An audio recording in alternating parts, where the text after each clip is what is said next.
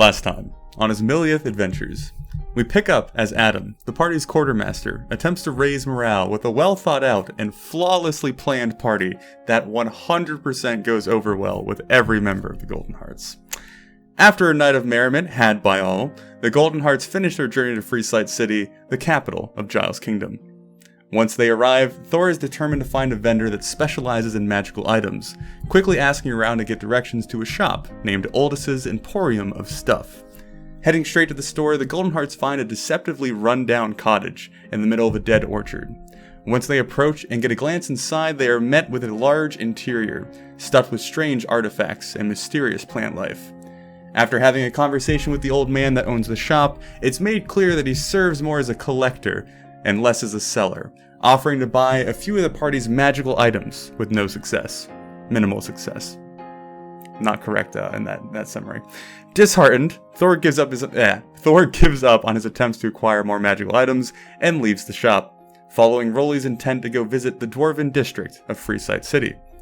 Going down to the docks that serve as the last hub of trade from the Dwarven city of Bronshard, Rolly mingles with his people, and they head off to a nearby bar. As they are seated, the half-beard name is recognized by one of the barkeeps, and Thor is granted the title of Honorary Dwarf for the day.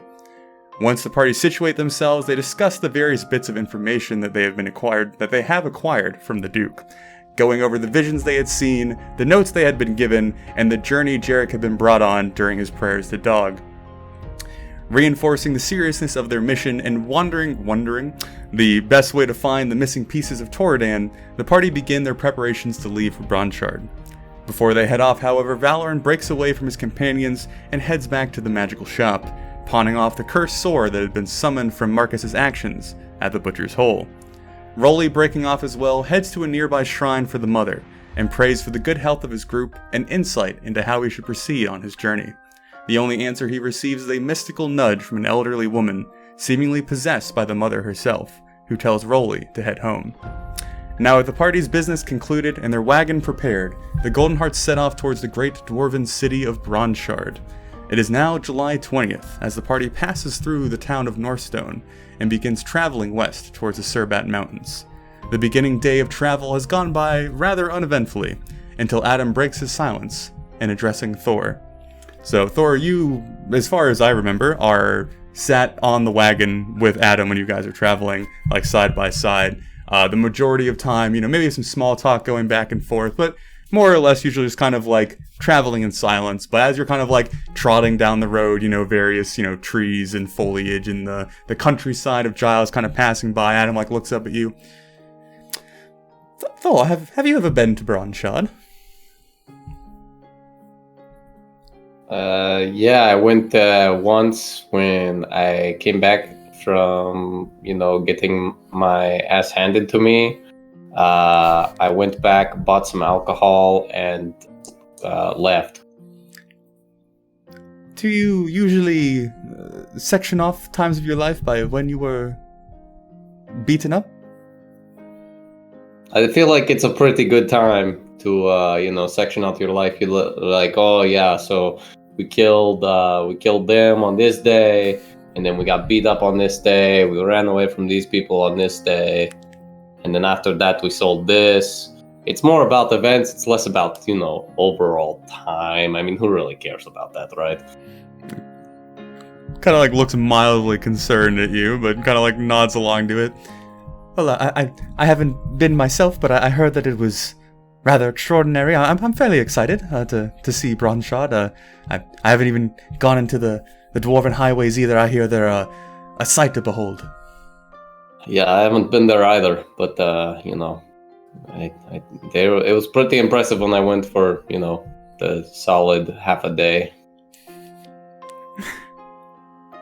I imagine Jarek might be a better member to ask about this, but do you think that people will write about us and our adventures? I think that we have a very exciting life that we lead, and I think it would be rather neat to read about it in a book.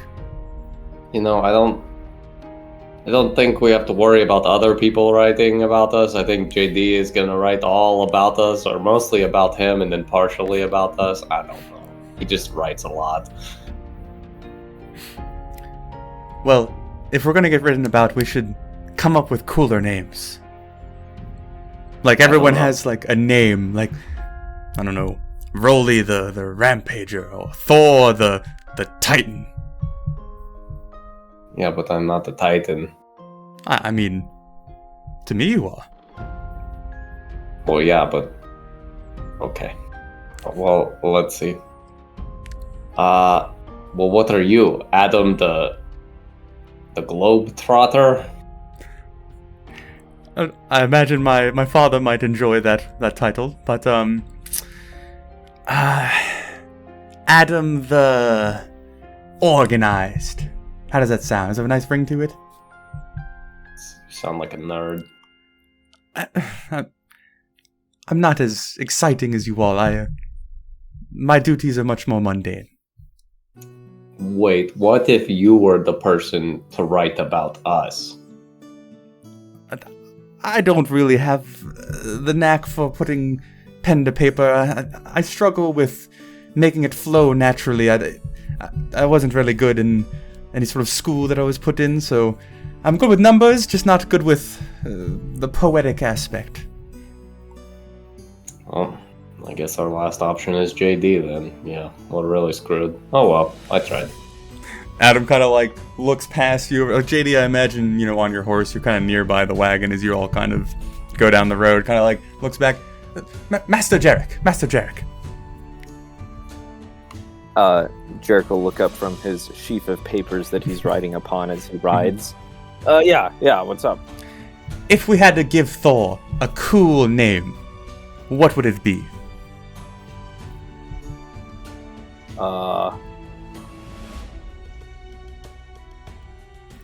Thor the Titan. Thor the Firebrand pays homage to his last name without giving it away. Where does your last name come from, Thor? We are the Firehearts. I never really asked a lot about my family, but I think I remember my mom saying something about like, oh gosh, what was it? We were very fierce, so we were like, we are Fireheart. We have passion for killing things in battle. So we are like Fireheart, like flaming heart. Well, I was told if my heart ever had a burning sensation to seek medical help. Yeah, I mean, I don't know. I don't know anything about that. I've never had that. I'm a healthy human being. Oh, half human. Giant, yeah. As far as we know. I don't know. Oh gosh. So, as the conversation kind of drifts out of focus, the party's still moving forward. You guys are traveling west, just leaving North Stone. It's maybe around noon right now.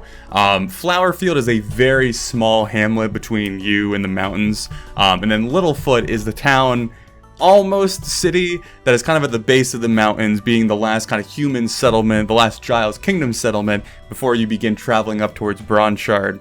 So, if you guys wanted to stop in either of those places or kind of move through them, just kind of at a glance, that's kind of up to you guys. But more or less, you guys are just kind of following your normal traveling pace.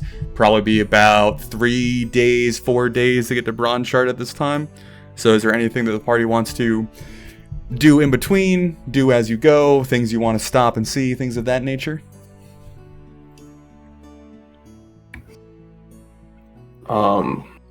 I guess I'd like to keep an eye out for the goblins. Mm-hmm. Go ahead and give me a perception check, just like an overall. Absolutely. Valor, you mentioned at one point, nice, that you were going to keep going over those memories that you had done with the Crown of Memories when traveling to Freesight City. I kind of didn't get through that on your last traveling stint. Would that be something that you're doing during this trip as well? Whenever someone else isn't using the crown that day, I will be going back in to the Animus to study the past. Okay, so go ahead and give me just one investigation check with advantage. We'll use that to kind of look over both memories and see what we can pull more from there. Okay, solid. Struggle with that for some reason. Yeah, I mean, hey, it's to my benefit. I can drag it out as long as I want. It's my Buffy, damn it. That is true. So the first memory was the memory of your father's funeral and that kind of gathering there. One of the things that you were attempting to kind of discern more from is where you saw Sir Ollum kind of looking around, and then the gray kind of splotch of skin that you saw on Lord Solomon as he was like walking away from you. Looking back over these memories again and again, really trying to kind of get connected with both the crown and your own mind, trying to get more comfortable with it so you can discern more. The best thing that you can kind of get more information on is the way that Sir Ollum is kind of glancing around, kind of moving around the crowd and staying on the edge of things. It looks like he is looking for something, almost like when someone's like investigating a room for any sort of like hidden compartments or traps or things of that nature. He's kind of doing that on the down low, like running his hands across boards and like pulling on things very gently, leaning on things. Again, doing it as slightly as possible. If you keep your eye on him long enough, you notice the trend of him moving around the room. So that's one thing that you kind of notice in that little. And this is the dining room. Yes, this is the dining room. Yes. Okay. And then for the second memory, with the 10, there really isn't much more. You can like kind of begin to hear some of the words of the conversation going on the other side of the door, but they're kind of disconnected enough that you can't quite put together like a line of conversation. So, you know, more attempts on that might bear fruit, but we'll leave that at that. So Rolly and Jarek, are you doing anything during this traveling time? You're muted, Rolly.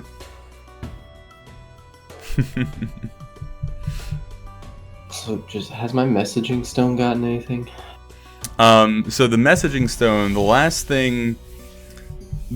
when you talked to the Duke last, you asked if he could make a third one. The way that he interpreted that, which I don't know if he got across correctly, is he's making another pair.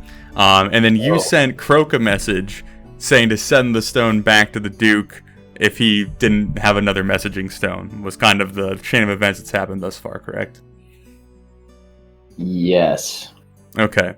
So yeah, with the couple days that have passed, still nothing has occurred of like having new messages. Croak did kind of send you a like got it boss kind of message once you told him what was what, but no stones have exchanged hands. No one's been added to the group DM, so. Damn. Gotta get that number. All right. But Rolly, what were you saying? Yeah, I would I found it time to pull Jarek aside. Okay. Well, yank that bad boy off the road. Jarek, I've got away with words, but not necessarily when it comes to women, and you're a bard. So I also have a very successful marriage, Rolly. Please, yes. How can I use my knowledge to your advantage?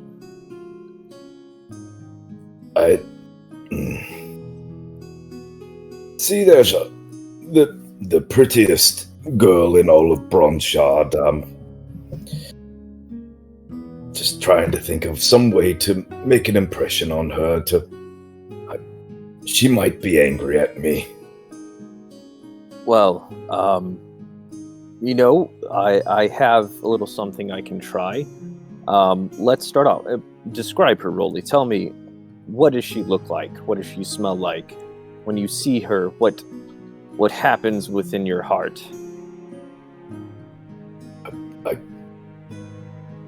I get sick. I feel like throwing up. And then I can't think straight, and I get that feeling in my heart. But she looks like... How do you describe her? I mean, beautiful flowing brown hair down to her shoulders. She braids it, and multiple braids and just the softest peach fuzz of a beard. It's wonderful. Green eyes, slightly chipped tooth in front. She got in a fight with her brother once, but just maybe help me with a poem or something.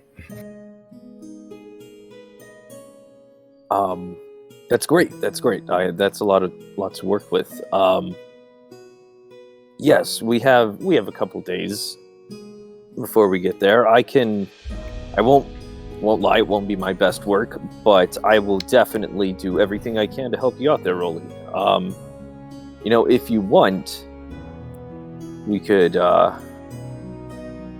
maybe pick up some flowers, or if you spot any particularly nice stones to put in a small bouquet or a bowl as part of a gift. I know my wife always enjoys gifts to go along with the poems that I write her. It's almost as though she's not even listening to the poem. She's so taken away by my gifts.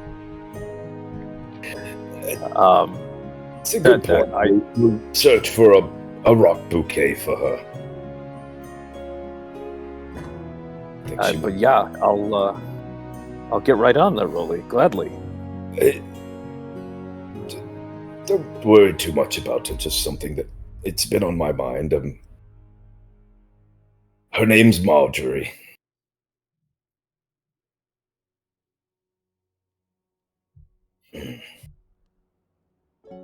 Well, I'll see what I can do, and if you want, Rolly, I'd be happy to be there with you, so I could accompany the poem with little tune to go with it, to show her just how dedicated you are to this. Maybe on the second meeting. The first one might be a bit private. Oh, well, yes, fair enough. Thank you, Jarek. I think Jarek would pull out his lute and just pluck strings as he would write as they are writing along. Writing with your toes and playing with your hands? No, just like one hand drumming, just to get the idea of notes. Okay. So, a few more days pass by. You're the very routine days of traveling that are very dictated by Adam. Go to bed, make camp, get up, let's go. Traveling, rinse and repeat. You guys pass through Flowerfield, which is a small hamlet in your path. Continuing farther and farther west, the Surbat Mountains growing closer and closer. Both Rolly and Thor feeling like that kind of sense in the pit of your stomach that like you are in a familiar territory. Thor, you're not like home at this point, but just being in, visual sight of the Surbat Mountains kind of brings that feeling home. But Rolly, you would definitely begin feeling that feeling more and more. Like this is more or less your like stomping ground where you've traveled the most, where you've functioned the most, and heading back to Bronzeshark kind of is like, constantly kind of building in the back of your mind. Thor, as you are keeping a vigilant eye out for any sort of goblinoid activity, having been warned about such things from the merchants over in Freeside City, days go by, scanning, trying to keep the vigilance up high. Occasionally, you will see this weirdly colored squirrel kind of like jumping from one tree branch to the other, sometimes like going over the road itself and leaping from one tree over to the other, and then kind of scuttering along. You seem to recall seeing it a couple times in the past, but nothing really like draws your attention to it, as it just kind of exists around you, not really paying it much mind. But as you are traveling for another day, it's pretty early in the morning, maybe like 8 or 9. You guys have like just kind of begun to set off for the day. You're bringing the wagon across this kind of small stream or creek like that runs alongside the main road. And as you're, just plodding along, sitting next to Adam, scanning the path ahead of you, you start seeing small figures, shadows, movement in the various trees in front of you. There seems to be kind of like an area next to the creek that has multiple kind of sloped plateaus with, different kind of rock formations that can lead up to the various heights. So you see the movements kind of moving around in that area. Nothing that you can get like discernible information from. The figures being too far away, too fast moving, and too small to really like figure out what they are. But it definitely sends off that kind of gut feeling of like, this seems a little sketch. We're about to get robbed. So like, it's a fair distance. Like almost like half a mile. Like you can see a fair bit ahead of you. And like, you would usually just kind of pass it by as not being a major deal. Like maybe it's just like, deer or something moving through. But the movements are so consistent in a small area with multiple movements that's the thing that kind of like brings it to your attention more. So. All right. Hey guys, Adam. I guess you're right beside me, but right here, boss. Yeah, I know. You see that weird little wiggle in the tree bush thing way over there? Adam kind of like cranes forward, peering. I'm assuming everyone else tries to see what he's pointing out. Yeah, do we see what he's saying? Go ahead and give me, everybody, a perception with advantage, just to see how you guys are feeling today. We already know how James is doing. Oh, nice. Okay, so Valorant, you're a little bit, dazed, groggy from the morning, however you want to put Valorant in that mood. So you're not able to discern the movements he's pointing out, but Jarek and Rolly, you were very easily able to kind of like squint your eyes a bit and see the same kind of shifting shapes. Adam seeming to have noticed that everyone's kind of trained on something, begins kind of slowing the wagon down instinctively just to make sure that you guys have more time to make decisions. I feel like it's maybe the goblins that the merchants were talking about.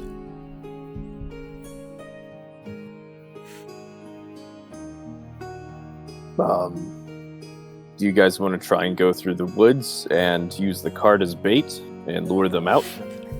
What? Well, no, Adam, you'll be fine. Everything's fine. I'm gonna go ahead and cast Aid. Okay. Gotta move to the back of the cart. Like I want to have my eyeballs on the rear of the wagon. Okay. So that's gonna be 3 people. It'll be Jarek, Valorant, and Thor. I'm gonna give aid to. Can you aid yourself? I could, but okay. I mean, if you really want to aid me, you can. But is aid the one that gives you temporary healing or temporary hit points and then advantage on something? Yeah. Okay, so I'll give it to all of us except for Thor. Everyone's got hit point maxes up by 5 right now for the next 8 hours. Don't worry about me. I got it. Unless these are some big ass goblins. Adam's kind of like still in a panic, kind of looking at Jerry like, I don't want to be bait. I goblins eat gnomes. Right, but we'll get them before they eat you, Adam. You'll be fine. We could always try to talk our way through. Or just scare our way through. I mean, right? We got Buffy. We got me. We got Valorant. Rolly. As you're listing off people, Thor, as you're sat on kind of like the passenger seat of the wagon, you feel like a small poke on your backside, and it's Sparky who's like gripping like what appears to be like a little bit of the floor of the wagon. He's pried off like a little small bit of the plank, holding it as like a small shard of wood. He's like, and me. Okay, yeah, we got Sparky too. Right? And Carl. God, don't stab me, Carl. And we have Adam, so we're doing great. Really, Thor. Yeah. Yeah, I think we have everything we need to intimidate them to just not mess with us. Unless you really want to kill them, in which case we can. I guess they're loot merchants, so they might have merchant thing. I believe, Valorant, I think you would agree it's our duty to go ahead and wipe these goblins out, and if they happen to have things, then added bonus. But it's for the good that it does to take goblins out of this world.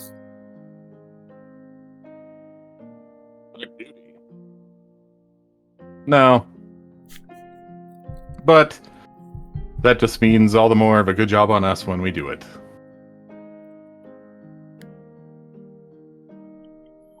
JD just wants the loot. I mean, it's not about the personal, affirmations that we get from this. It's about the overall scope of things that we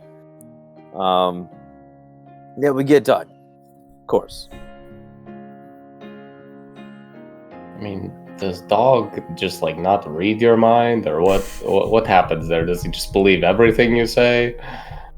I'm very certain that he does not believe anything I tell him, but I'm trying to be a better person, and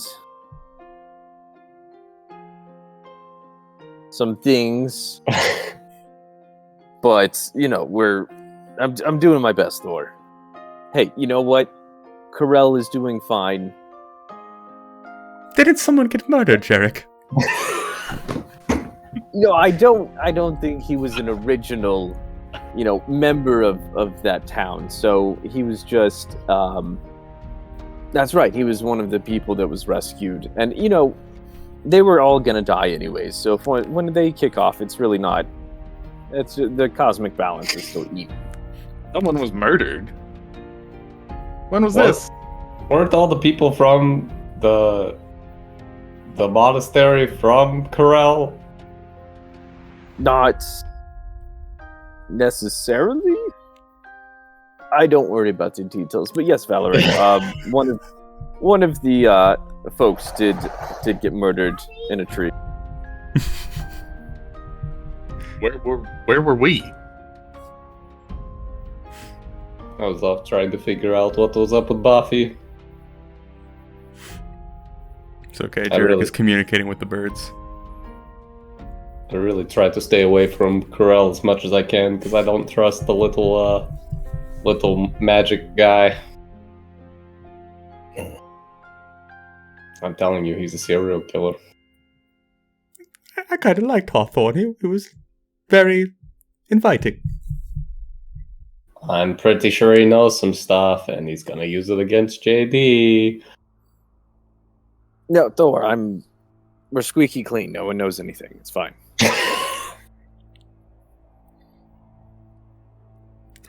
Are we not dealing with the goblins? Right, the goblin. I still want to know when this person was murdered in your village. Oh, we were doing something, and I got a message from my secretary that someone had been killed. But it might be an elf, possibly a certain elf, but we'll see. Probably nothing will come of it. Why didn't we look into it? Well, that was, as I recall, after we had left. Master Jarek, we did go back, and I saw you going off with Rolly and Master Croak into the woods, right? Yes. We went to go look at the area. And then... It was just a madman. No one important. What? But yeah, he got tied to a tree and suffocated. In what way? Thor, is that really? Yes. It's very necessary. I'm probably with a hand. Most people. A hand? Are you sure? It was with a sock. Well, I mean, you can't really say he was suffocated with the sock. They could have shoved it in afterwards, as a message or something. Who knows? Is that like a personal experience-based thing, or? No, as I recall, Jeremy has done wonders for his town as mayor, and though it was not requested of him, he has risen to the task. I think many of us are capable of such things, regardless of our previous lives and where we've come from. He was just a miner, and now he is a mayor. See? 2 M's. I'm just glad that they have a statue to commemorate the previous one. Yeah. Yeah. But so anyways, goblins. Here, I can... This is a topic to be discussed later. Let me go through the woods, and I'll wait and cast Shatter as soon as they attack y'all. They're gonna... Okay. I mean, they're gonna see you. Do you think I didn't mention... It would be a great idea if Jarek was the bait. He's a pretty easy bait. Maybe we can tie some bells to him. I look poor by choice. They're not going to try and rob me. They'll just try and kill me. But there's plenty of flesh, Master Jarek. Adam, this is the reason I don't include you in my stories. Kind of looks a little dejected. Okay, so how are we going to deal with these, Valorant? I'm looking at you now. We're going to kill them. Okay, cool. Plan. I'm just gonna start walking forward. I'm getting off of the cart. I'm assuming Adam's almost standing still at this point. Oh, Adam is on the cart with you. Well, yeah, but the cart is stopped. Yeah. Yeah, so I'm getting off the cart and I'm just walking forward. Okay. I'm just gonna draw my sword and be ready. Okay, so Buffy is traveling with you, so he is with you as well. That is something to keep note of. Initiative. Can I be attempting to stealthily travel through the forest hidden? Sure. Like maybe 20 yards. Mm-hmm. 20 yards away from me. Rolly and Valorant, what are your current activities? I still want to stay at the back of the wagon because if we're going to be attacked, I want to be attacked. I don't want to be burgled out of the back of the wagon and we don't even realize. Okay, well, I'll go on the other side where he's at. So you guys bringing the wagon with you? Because I thought Thor was getting off and leaving it behind. Yep, I'm leaving it behind. Oh, we're still going down the road, though. Are we leaving the road?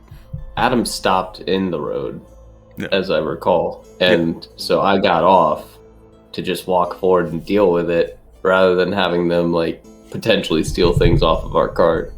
I'm not Sparky. Not going to leave Adam in the wagon, because they want the wagon. They don't want Thor, so... Sweet. I'll take care of it, don't worry. There'll only be 30 goblins. No, Thor, we should all progress. Yelling out from the tree line. We should all progress together. JD, you broke your stealth. I haven't even begun to stealth. Wow. Well, if you haven't started now, you should probably start, because we're almost there.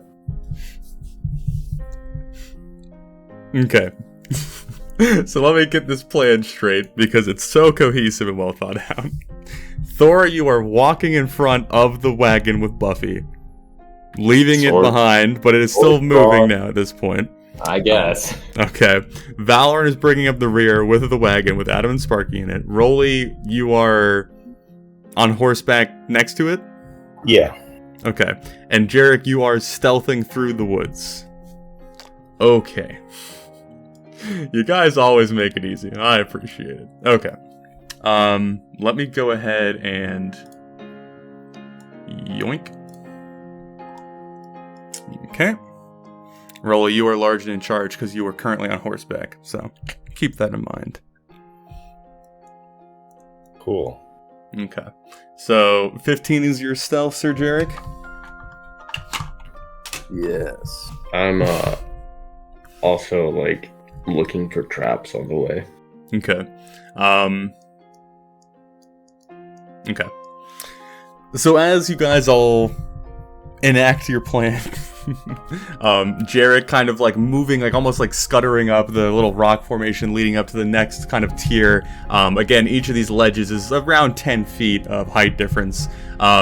You start like kind of moving through the shrubbery, fairly adeptly, that's a word, we'll go with it. Not perfect, but far better than your size would kind of suggest how your stealth would go. Is your general direction like this? Is that like kind of what you want to do, or are you going up and around more? I think I would follow that like tree line along the edge of the... Yeah, like along the tree line, and then seeing the bluffs, maybe go ahead and head up, and then follow around the tree line there. Okay, go ahead and give me a perception check. But yeah, as you all are beginning to move forward, Thor, as you are moving down the road, you see, at this point you guys are still not spotted, having a massive tree kind of between the general area in front of you and where the wagon is right now.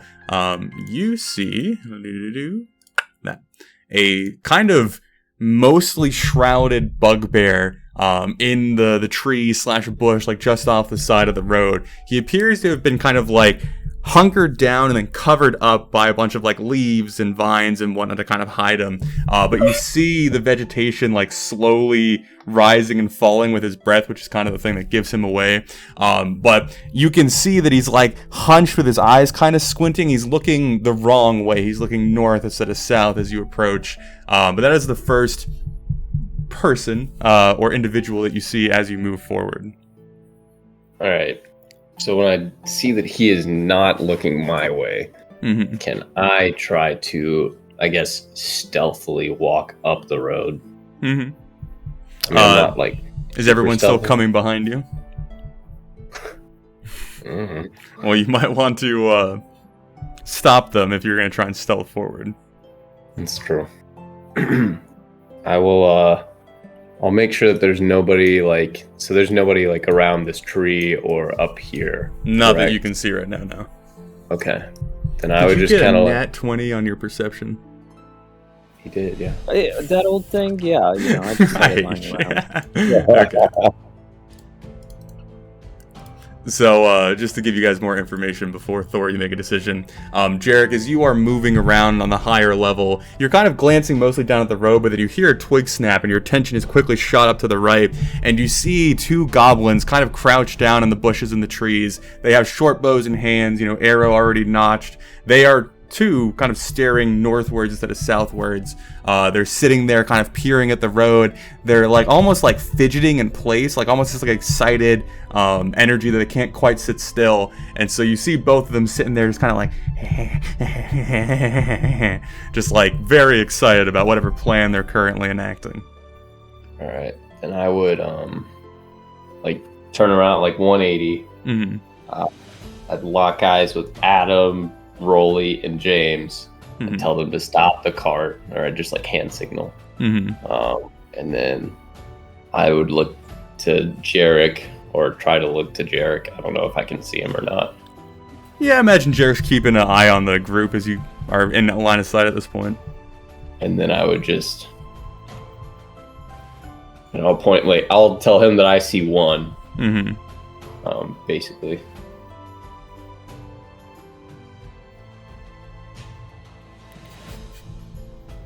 And so I will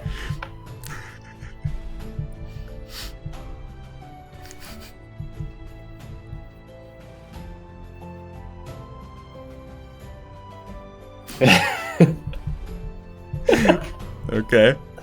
And I will stealthily draw my sword's already drawn. Is Buffy sneaking up with you, or are you telling Buffy to stay as well? I'd tell Buffy to probably wait by this tree, Mm-hmm. basically where they are. Okay.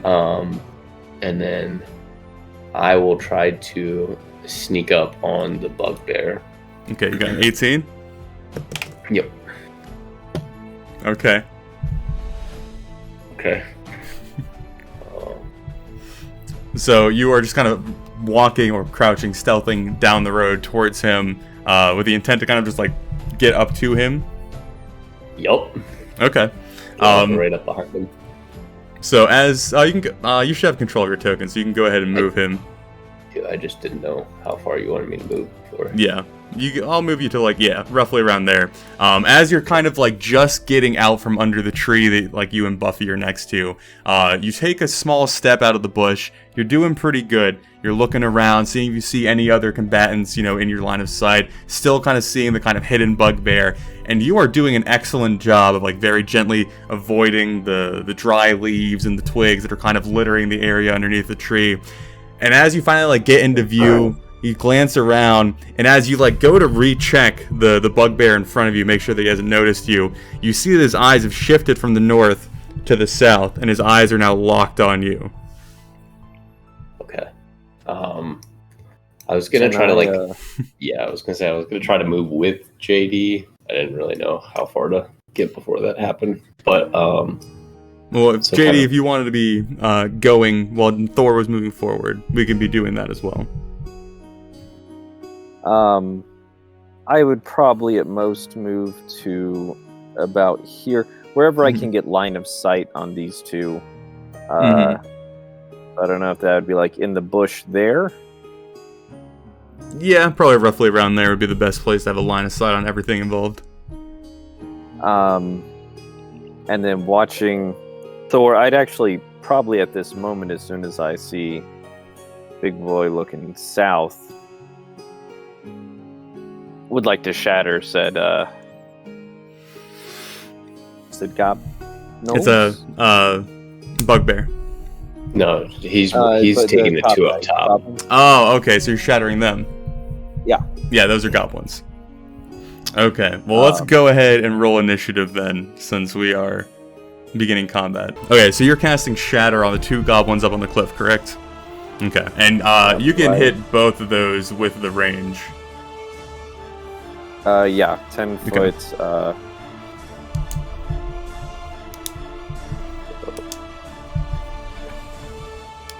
Okay.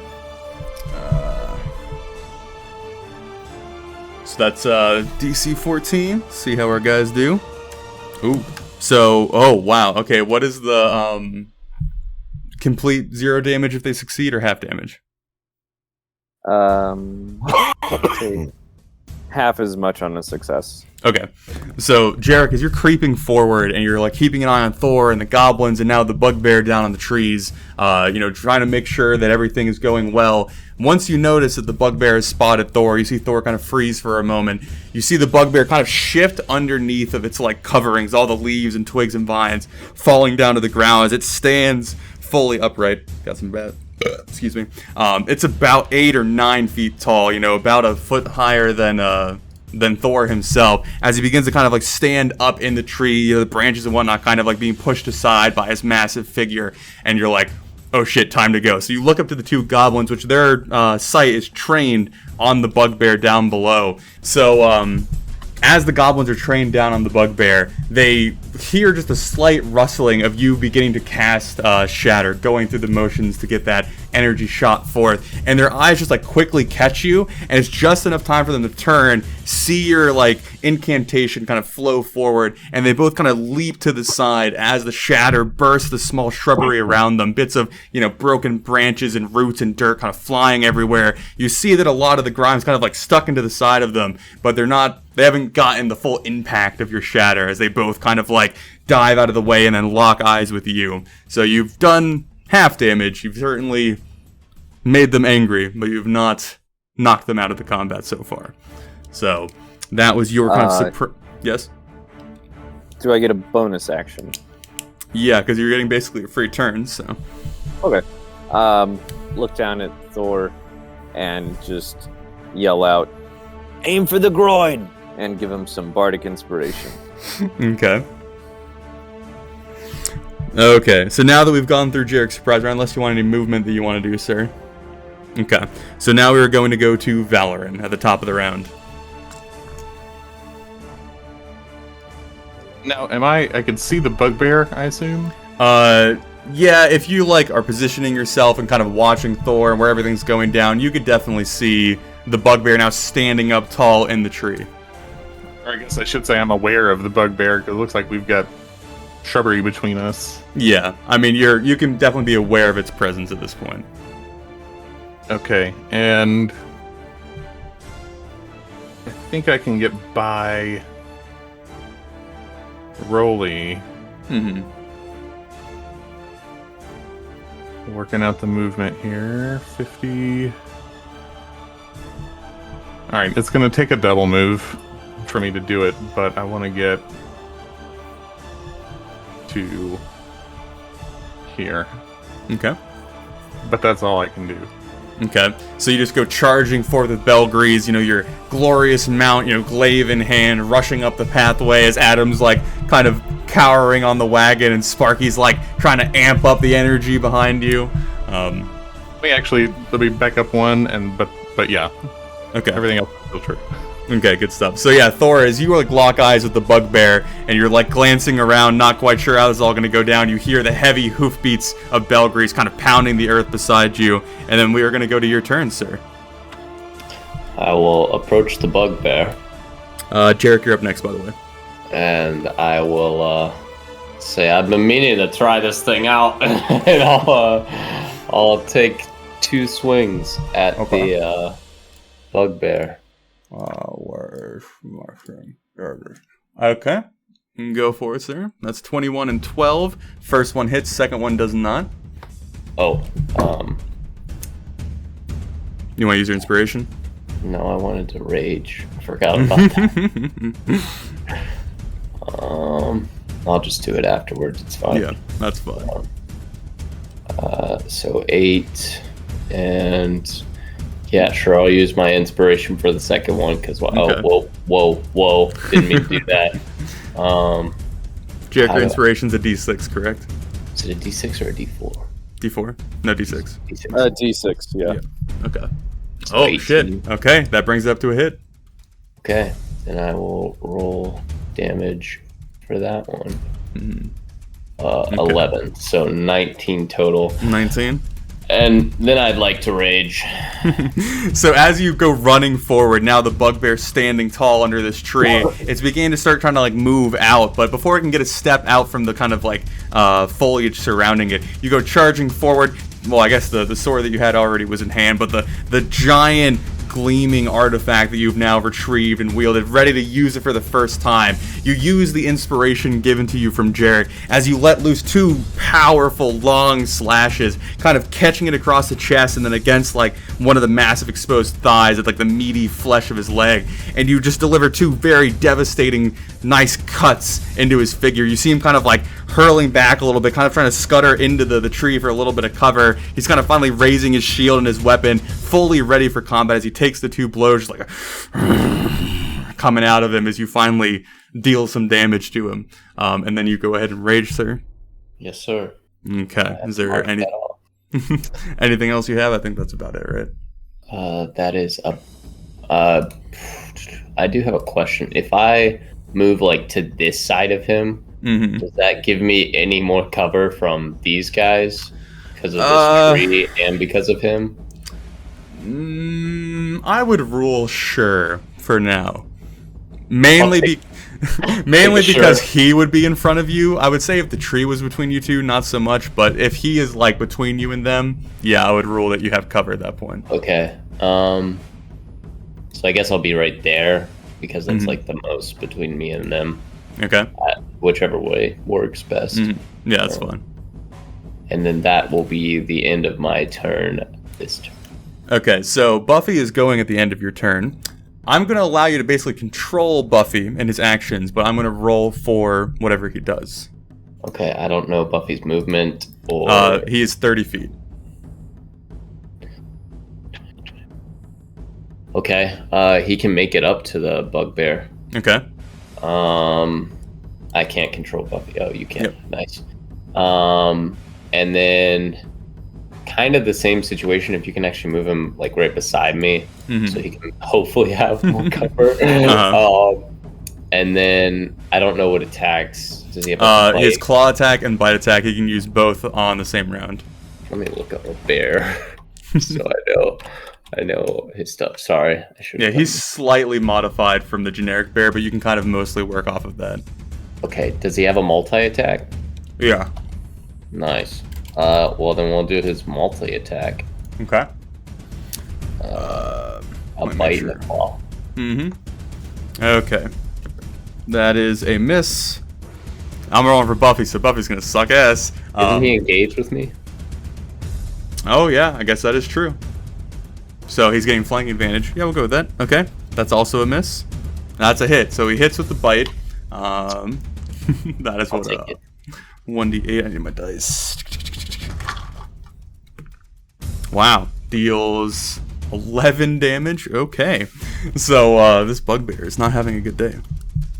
But yeah, Thor, as you deliver your 2 blows and you kind of like almost glide to the side to position yourself strategically away from the goblins up on the ridge, you hear the heavy pounding of Buffy coming up behind you, almost matching like the pounding of Belgrease as he was riding forth with Valorant. It's just like, ruff, ruff, ruff. And this like bug humanoid monster that you're facing is now met with the full ferocity of an actual bear as it comes like diving towards him, lashing out with his claws. The bugbear kind of like beats it away with his shield, but then Buffy lunges in with his teeth, kind of sinking it into that leg that you're already kind of injured, grabbing his ankle and kind of like whipping his head around like a crazed dog, like rah, rah, rah, like dragging the big leg away from the bugbear, leaving a lot of like bloody scratches and like gashes into his little boot issue thing that he has going on there.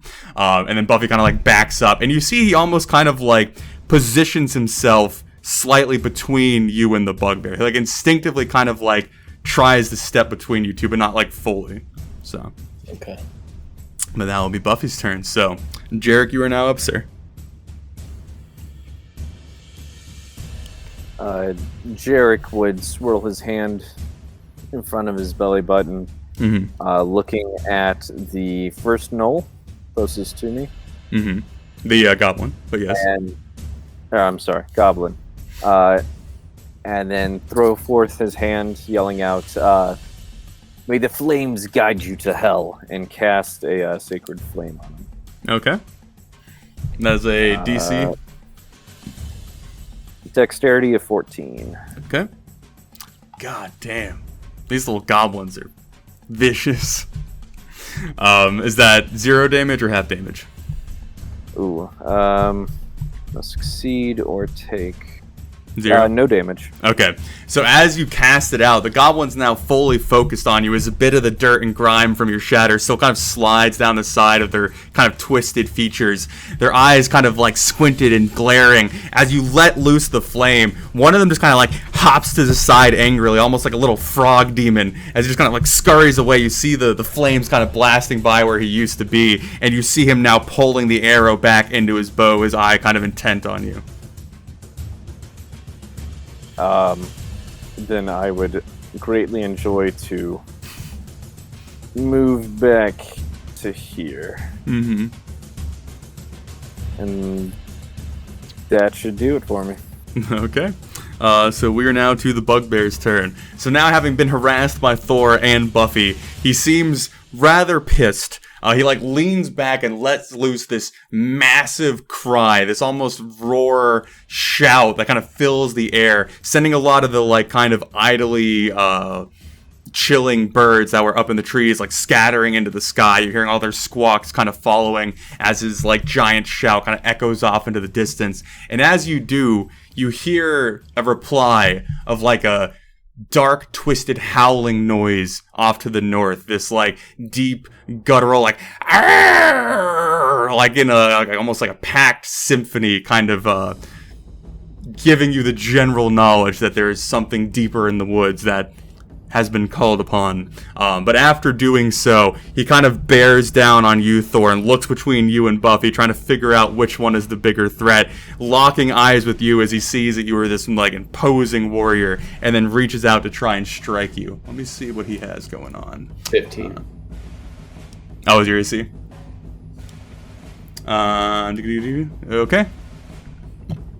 That is a hit, and that is a miss. He's gonna do... You are raging, sir? Yep.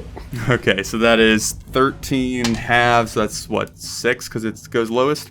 So, as he's taken the blows from you and Buffy, letting out his cry, looking at you, he raises this makeshift morning star, which is basically like a giant tree trunk, which a bunch of like kind of jagged, old, useless daggers kind of strapped to the end of it, and he just smacks you across the chest with it. You feel it kind of scraping against your hardened flesh, but the rage and the anger that you use during combat just pushes off the kind of deeper part of the pain as you feel your blood kind of staining your own chest. So, then we are to Sir Rolly. Okay. So on horseback, I've got 60 movement, is that right? Yes, I think that is correct. Okay, then I will move Rolly here next to Valorant. Seems like a good place to stay. And before I took off, I would have told Adam, grab something and join us. Just have some fun in the back. And I'll move up to here, and I'll point at the bugbear. And just mumble under my breath, ring a ding dong, and then I'll cast Toll the Dead on him. Okay. It is a wisdom save of 16. 16? Yeah. Okay. He fails. Okay. So this is the one that deals extra damage if you're injured, right? Holy shit, yeah. Okay, let me do some quick math real quick. Is that with the extra damage or no? Yeah, that was 2d12 is the extra damage. It's 2d8 if they're not injured, and I rolled 2 12s. Gotcha. Okay, so that is 30. Freaking out. Okay, let me go ahead and make him bloodied. So, Rolly, as you come up on your horse that you've recently acquired from Thor, kind of like mounted side by side with Valorant, you begin ringing out the spiritual bell that kind of like hits a different tone than any sort of natural metal would. And you see the bugbear that has just landed a strike and looks a little bit content on his face. You see his like features kind of twitch and his whole body kind of shudder with each tolling of the bell, and you see his figure kind of like doing this repeatedly as he like flinches into himself, and you just see bits of like black blood seeping from his ear, from his nose. You see one of his eyes kind of almost like bulging a little bit out of the socket as his whole body begins to like shake itself violently as you deal a devastating spiritual blow to this combatant. Is there anything else you have, sir? No, I'll just look back over my shoulder at Adam and smile at him and wave him forward. Okay. Let me go ahead and move that. Those guys will wait. So we are now to our little frog demon's turn. Jarek, you ran off, but you didn't attempt to hide because you didn't have any action to do so, right? So you're just kind of running into the woods. Okay. Yeah. Yeah, okay. So the party down on the road, for those of you who are kind of keeping a wider eye on the battlefield and not solely focused on the bugbear, I imagine probably Valorant is probably the best suited for this. You would see the two goblins that are up on top of the cliff kind of dart away off to the east, out of line of sight of you, and then disappear into the woods. Oh, I did not do that right. Ah, shit. There we go. Jarek, go ahead and give me a perception check. And then as the rest of you... Okay, it's not bad. Okay. Okay. So the rest of you, as you're on the ground, Thor and Buffy kind of locked in combat, Rolly and Valorant kind of bringing up the rear, and then Adam and Sparky bringing up the rear. You hear multiple sounds of the twang of bowstrings sounding out, and you see arrows flying from the north, kind of up the road and up on the higher perch, kind of past that tree. As you do, you are able to spot one of the goblins that looses an arrow up on this small kind of rickety platform that's attached to the tree just off the side of the road. He's like positioned up there, almost kind of half behind the tree trunk, letting loose his arrow. Thor, you are going to get 2. Valorant, you're going to get 2, and Rolly, you're going to get 1. So let me go ahead and roll that. So Thor, you have 15, right? That's a miss and a miss. And then Valorant, what was your AC? 18. That is a miss. And that is a miss. And Rolly, you're 19, correct? 18. 18, okay. And that is a miss. Wonderful. So, as you hear all of these arrows flying from the woodlands, Thor, as you are locked in combat, you see a couple of them kind of like hit the ground and like scutter off into the distance. Valorant and Rolly, as you're sat upon your mounts, you just see the arrows flying by you and off into the creek behind you. I need to stop drinking root beer when I do combat, it makes me gassy. But yeah, all of the arrows do not find purchase as you're all locked into combat. But you do, again, hear that kind of like rough, barking, howling noise growing ever closer as the combat continues on. And I think that will end our Goblin's turn, and we are back up to Valorant. So I am going to...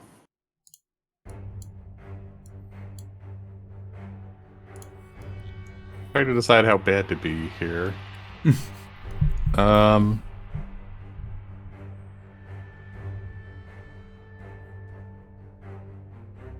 So as in response to what Rolly tells Adam on my turn, I kind of look over my shoulder at Adam and declared, "Your responsibility is the security of that wagon." And scooch up to where I'm in range of this hobgoblin. Bugbear, I got you. Oh yeah, sorry. You're good. And I'm going to presume that I can strike him from over Buffy's head while I'm on Belgrade. Yeah, I'll allow that. That's a good enough of a position to strike from. I will cast Magic Weapon on my glaive. Let's see if it will give me the bonuses automatically. It did not. So we'll just add 1 to the hit and damage ourselves. Mm-hmm. And attack number 1. That is a hit. Damage number 1. Okay. So that would be 11. That would be 11. Okay. Yeah, advantage, by the way. Attack number 2. Still an advantage. Oh yeah, because you are technically flanking, I guess. So go ahead and roll again for that one. Thank you, Daniel. I assume 13 will not hit him. Yeah. Do you want to see if you roll a critical hit on that first one, just for shits and giggles? Okay. Wow. Interesting. Yeah. Yeah. So that's Shut up, 1 hit, dealing 11 damage. Correct. Yeah, and I used my bonus action to cast Magic Weapon, so I cannot use my polearm end. Mm-hmm. So is that your turn, sir? That'll do it. Okay, go ahead and give me a perception check real quick, Valorant. Because... okay, I can work with that. As you strike, and you find it incredibly difficult to really, like, get your weapon into the fray with this, like, small gap between you and the fact that, like, Buffy and Thor are kind of actively fighting him underneath you, more or less. As you are doing so, just out of your peripheral vision, as you look up to the right, where this kind of ladder is leading up to the next tier of terrain, you see 3 dark, quick, black shapes darting from that upper height down into the woods below, kind of off towards where you understand Jarek is roughly at during this whole combat. But you see that as you are locked in combat. So we'll go ahead and do that. Good stuff. And then we are to Thor. It is your turn. Jarek, you're coming up. Hey, howdy, how's it going? So, Obviously, I'd like to strike. Normal. Mhm. Hold on. I have to look at my action. See if that hits. That is a miss. Yikes. Okay. And then, question. Mm-hmm. Can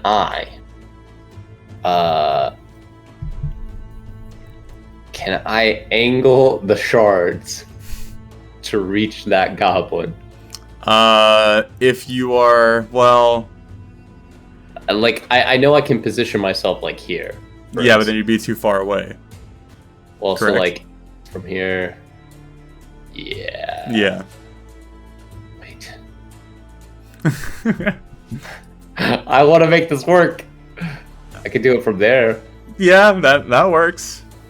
Come on, just let me do it. Yeah, that works. You can do it. All right. So I'll miss with the first one. That's fine. Mhm. And then the second one, I would like to use that ability Mhm. where I roll. I don't know how to do this. Oh, well, that's damage. Okay, you're clicking a lot of buttons. Is it doing? Oh gosh. That's all damage. We'll take the first damage, but you gotta roll to hit. My bad, bro. We have to roll, and it uses Dex for the ranged ability, correct? Dex. I think I included that. Yes, it does. That's my So, Dex, which is 2. okay, so that would be a 5. 5. Yeah. Nice. Okay, that is a miss. I'll have you. No, I'll do one attack for the whole shoot because that makes the most sense. So yeah, you would see Thor kind of like almost like, I don't know, action movie cop rolling over Buffy as he kind of glides around to the other side of the bugbear, drawing forth Shard's edge. As he kind of flings the length of it out, kind of holding it with one arm, you see all the various bits of metal and gem kind of disconnecting from the hilt and then shooting out. The bugbear not quite ready for this odd attack, kind of just like hunkers behind his shield more or less, a lot of the metal kind of hitting it, like digging through it, and then kind of glancing off the side as the bugbear kind of shifts his movement a little bit. You see the shard shoot off into the distance as the goblin that is kind of tucked behind the trunk sees this small flurry of metal and gem coming his way, ducks behind it. You just hear this like tunk, tunk, tunk, tunk, tunk, tunk as it all sticks into the wood of the tree, leaving it there. But as a bonus action, I can pull it back. Yes. So you want to go ahead and do that, and then you would also roll an attack for that as well. Yeah. Hold on, let me just roll a d20 because that's easier. And then... Okay. Okay. So that's 10. Yep. Probably not gonna hit it. Yeah, that would be a miss on both of them. It's alright. So you call back the metal, and the goblin, as it sees the metal flying away from it, those of you who speak goblin or orcish, interchangeable at this moment, you hear like, watch out! And the bugbear kind of turns to see the bits of metal flying back, ducking just in time as they come shooting over his head and then connect back into the sword at Thor's side. Like, it was the first time I've ever used this. I'm not experienced. I'm sorry. Okay, so now it's Buffy's turn. What would he be doing this turn, sir? Same advantage, multi-attack, Okay, so Get in there. claws, that's probably a hit. I guess that is a hit. And then the bites, that's probably a miss. Yeah, that is a miss. So he hits with claws. That is 2d6. Damn, Buffy's a badass. That is 14. Buffy is a badass indeed. Buffy the badass is getting written into the book. So as you let loose your flurry, you're more or less distracting the majority of the bugbear's attention at this point, as not only are you now on a different, rotation from Buffy, but you're now causing all this magical metal bullshit that it's not quite ready for. So kind of confused and perplexed by this, doesn't quite see the claw coming from Buffy, as Buffy kind of finds purchase on the side of his face and drags his kind of old weathered claws down the side, down his neck, leaving these 3 long distinct gashes through his flesh and kind of ripping a little bit of his actual skin off at the end, leaving a little bit kind of dangling down into his pecs. The bugbear letting out this horrible cry of pain, kind of almost just like flailing around instinctively trying to get the bear's claw away from it, as it kind of like backs up and tries to square off with the multiple attackers that now kind of set upon it. So, and now, Jarek, we are to you, sir. Can I insight if the goblins that ran away are running away for good, or maybe joining others? Go ahead, give me insight, and then go ahead, give me perception.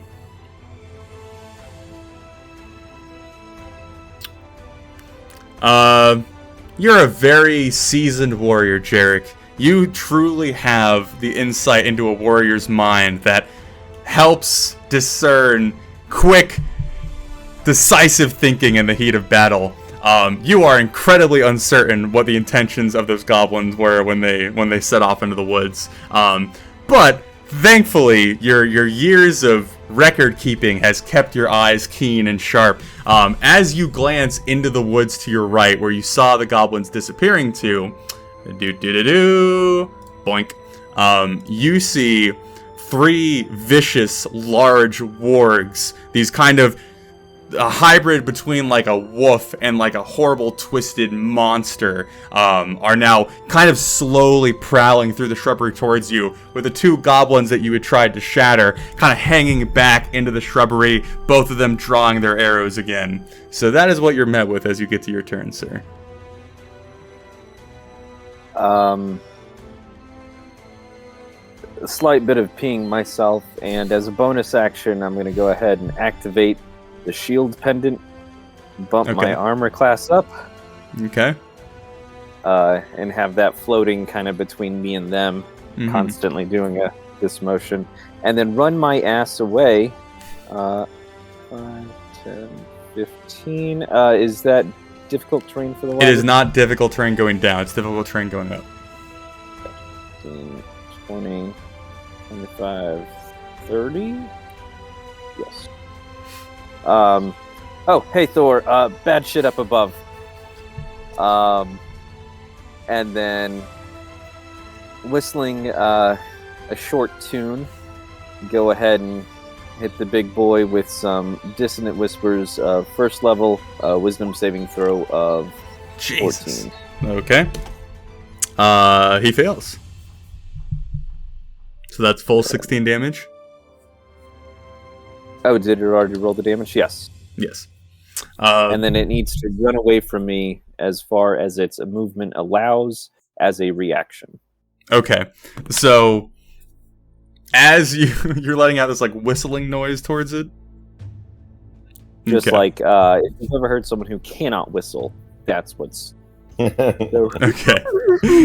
So as Jarek slides down the ladder, showing incredible grace in the sight of outnumbering opponents kind of bearing down upon him, you wheel around, targeting the bugbear with your bardic energy, bringing forth the beautiful musical tune that flows from your lips as you whistle. The rest of the party just hearing this like...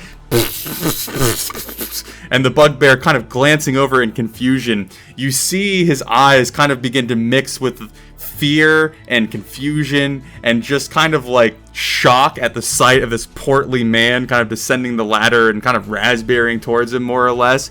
And out of instinct, just begins to kind of try and walk away. But as you see him kind of try and step back and place his foot, the one that was kind of mangled by both Thor's blow and Buffy's bite, you see his leg just give out, his weight kind of crumpling down on the leg as he goes down to one knee, and he kind of like looks around at the rest of the people surrounding him, and you see the mixture is no longer there. It's like a full amount of fear kind of sets into his face, and he looks back at you, Jarek, his eyes kind of locking with you as you see a little bit of trembling, and then the light just snaps out of his eyes as he just crumples fully to the earth, weapon falling, this giant thud of his weight kind of hitting the earth, sending a lot of the kind of loose leaves like up in the air and then slowly kind of falling back down. Just a heap of bloody fur now on the ground. Everyone be careful, they're up top. Who's up top? Fucking some wargs and more goblins. So we are now to Rolly, sir. It is your turn. Okay. Well, hearing that we've got a whole lot more stuff coming in, that seems like a good time to cast Spiritual Guardians. Mm-hmm. So I will cast that. So that gives you, it was like a 15-foot radius? Yeah, let me go ahead and, which is... Oh, yeah. I'm gonna go ahead and shrink you, even though I understand that you're on a horse, but because you're large, it wants to make it bigger, so... Yeah. Yeah, there you go. Alright. And,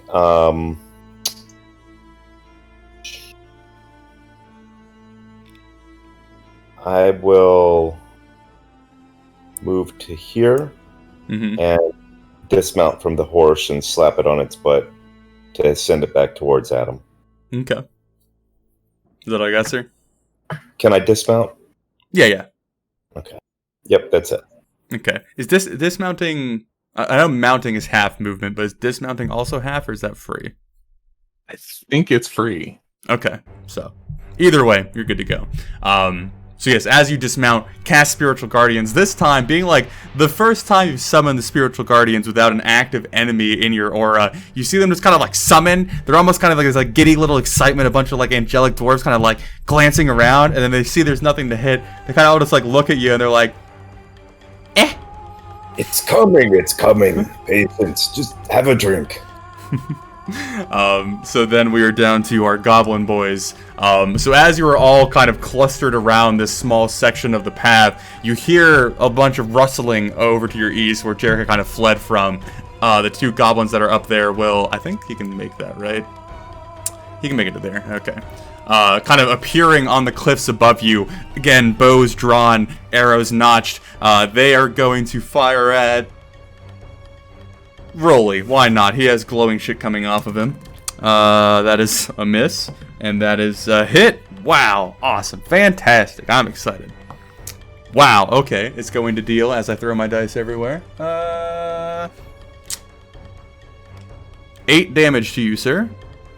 And then it's halved because I'm resistant to piercing and slashing, right? Yep.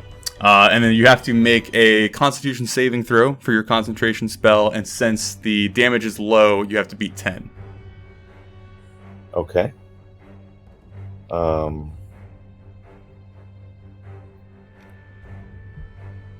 Constitution. Yeah, of course. Why wouldn't I roll it too? Ah, damn. So as the goblins run forth, letting loose their arrows, one of them flying by, the other one catching your shoulder, you feel your armor protect you from the majority of the damage. Your shoulder is kind of rolling back from the impact. But as you do, you like look up at the goblin and you don't realize that your tension's kind of slipping. And as you see one of the angelic dwarves kind of like lifting its beer mug up to get like a fake spiritual drink from it, you see them just snap out of existence as your concentration is broken and you're left without your spiritual guardians dancing around you.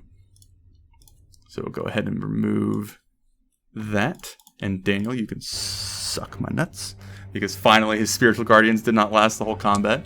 So, yeah. But yes, and then there are 5 more bowstring twangs as you guys are still kind of finishing up the combat with the bugbear. We'll go with 1 for Val, 1 for Buffy, 2 for Thor, 1 for Jarek, because that's how we roll.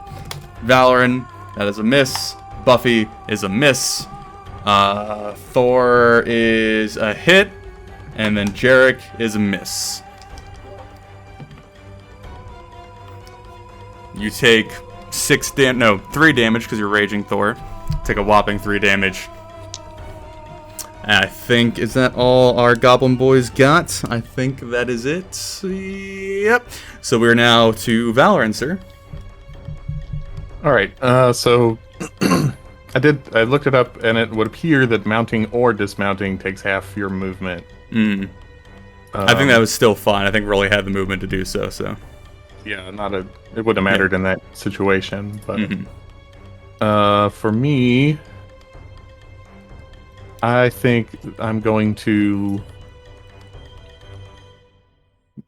move to where I can reach this dude in the. Is he in the tree? Yeah, he's up in the tree, probably about 10, 15 feet up, so you wouldn't be able to reach him with your glaive. How about now? So you're on Belgrease. You And have I have like reach. and you have reach. He'll have cover from you, Okay. but yeah, I'll let you attack. And I added a dummy magic version of my glaive to myself, so the math will be right. Okay. Okay, so that's your attack roll. Yeah. That is a hit. Oh no, he has cover, so that's a miss. All right. Again. That is a miss. And all right. Oof. Yeah. Yeah. Never mind. So as you ride up with Belgrease, and you're really extending your reach with this attack, and the fact that he's, above you and kind of protected, you start, banging the, kind of loose floorboards beneath him. He's kind of, dancing around, avoiding kind of the tip of your glaive as you swing each time. It's a little, it's just little, almost doing high knees to avoid the various blows. And, just again and again with frustration, you're almost trying to, get a raccoon out of a tree with a broom. It's not a very fruitful endeavor, but you do attempt it. Is there anything else you have, sir? No, that's it. Okay. So now, you all hear that kind of chorus of howling going on again from the east as the group of wargs that were descending upon you, Jarek, now kind of leap forth from their foliage hiding spot, pounding through the woods and down upon the party. Let me make sure that they have the correct... Yeah. Okay, so they can all make it. So we'll go there, and I guess he'll leap down to there. Makes the most sense. Their intent was to get Jarek alone, and despite the fact that he's now returned to the group, they are still kind of tracking you more or less. They are very, very inclined to get to you. Also, you're a kind of juicy target, so all three of them are going to strike you. Two of them getting flanking advantage. And then they also have a kind of modified version of pack tactics. So we'll see how this goes. What is your AC? You have the pendant going, correct, Jarek? I do. Currently 15. Okay, 15 is your AC. So first one that doesn't have advantage is going to hit. Second one is going to hit. Third one is going to hit. Wow. Okay. Alright, Jarek, you ready for this, sir? You are going to get 9 off the first one, 8 off the second one, 14 off the third one. What was that total? It was 9, 8, and 14? 30, Is that right? 32, as I understand. I think it might be 31. I kind of forgot some of the numbers. Wait, 7 plus 14. Yeah, Yeah. 31. So 31. What is your HP, sir? Including the wonderful addition of Rolly's aid, I am currently sitting at a very healthy 7. Okay, so Jarek, as you descend from the ladder, killing the bugbear, feeling a swell of confidence rising in you, you hear the vicious howling from behind. As you look up from the cliffs, your vision is just full of rabid dog fur, basically, as they almost just kind of pour down on top of you. Oh, go ahead and make me 3 strength saving throws. I forgot this was part of their thing. Also, that's my reaction. Yeah, I saw that. Yeah, we'll get to that. Because that might change if you fail.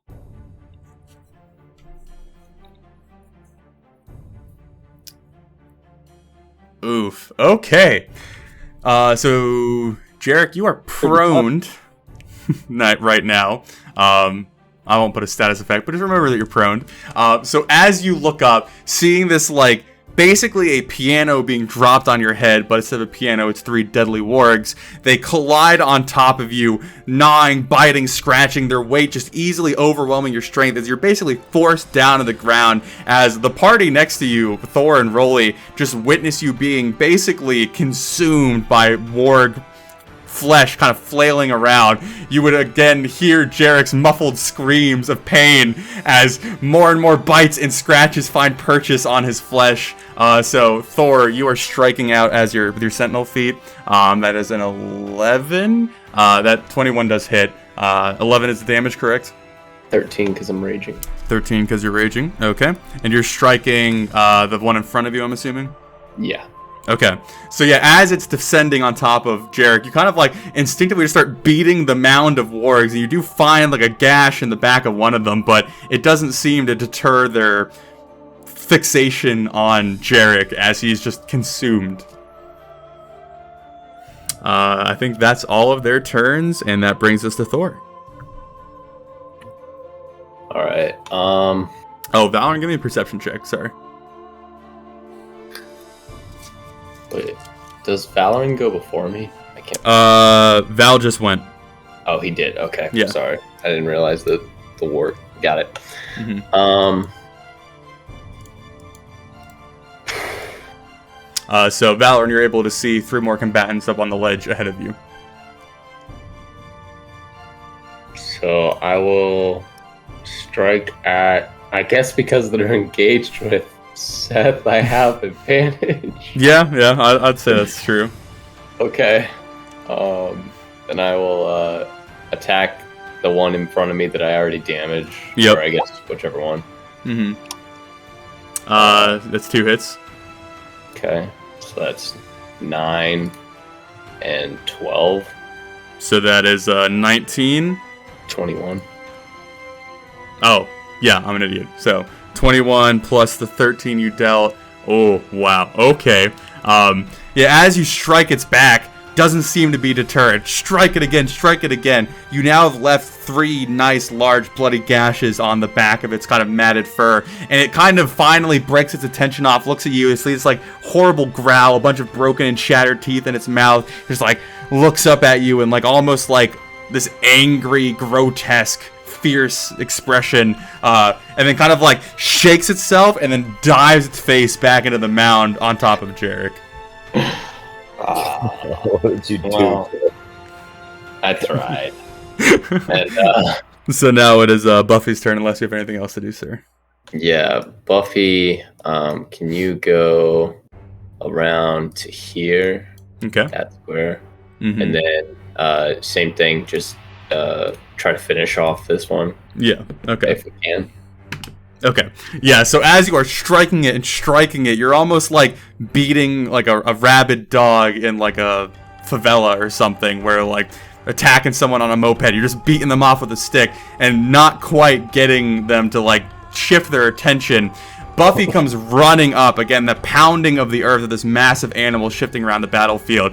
And with one massive bite, Buffy just reaches down, almost like bobbing for apples, grabs the scruff of this warg, and just hurls the thing over its head, back in this giant arc, just slinging it into the rock behind it. You hear this sick crunch as the warg, like, impacts with the rock and then slumps over dead onto the ground. So he... Was that both of his attacks that it took? Yeah, he missed the first one, hit the second one, so... Okay. Then that is our turn. Okay, and now we are to Jarek. You are prone and grappled and almost dead. So half my movement to get up to get rid of prone, correct? Break the grapple. Yeah, I would say if you want to get up, since you have 2 things on you, you would have to break the grapple they have on you to stand up.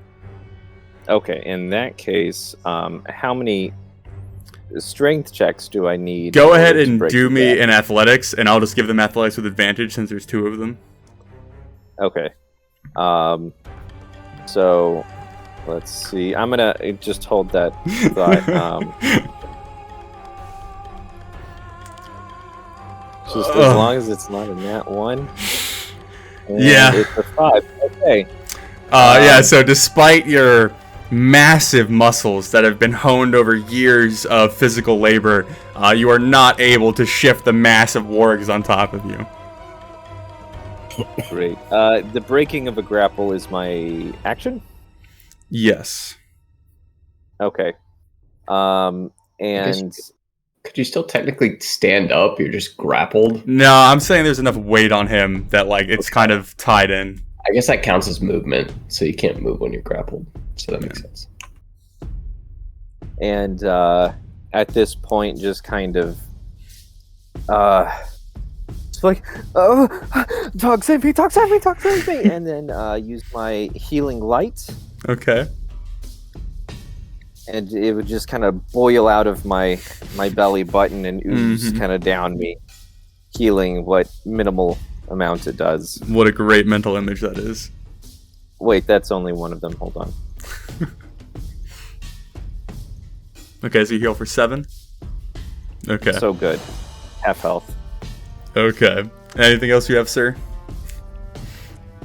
Try as much, I guess. Such irony Master that Rolly. you're being devoured by dogs. Okay. All right. And who else is damaged right now? Just Thor. Right? Yeah. And you're not very damaged, are you, Thor? Never. Okay. Never say never. I will. I'll move here, Okay. and I'm gonna cast. At second level, I'm gonna cast. So I can cast an attack, and then as a bonus action, I can use my bonus action just as a Well, hold on. Make sure I get this right.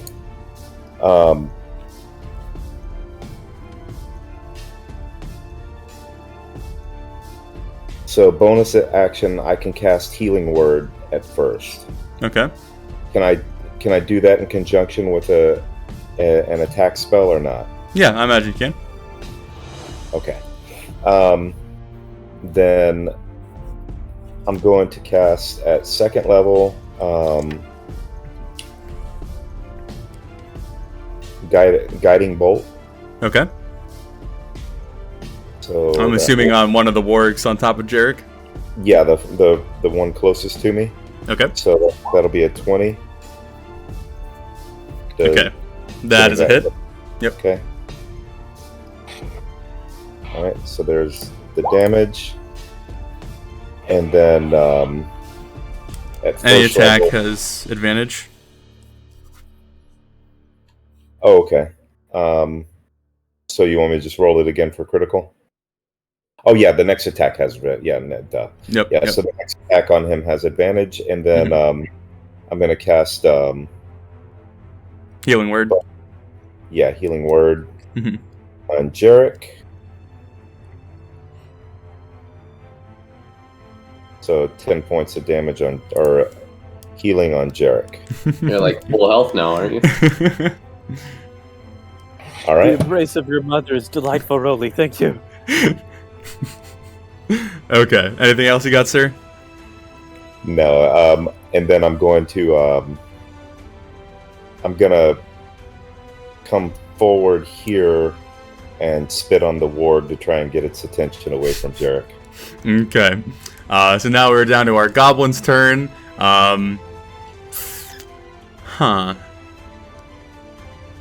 Okay.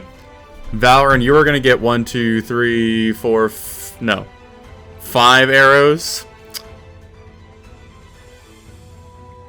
Buffy's going to get 2. So, Valoran, yours is 18, 19? What was it, 18? 18. Okay. That is a miss. That is a miss. That is a hit. That is a hit. That is a miss. And you take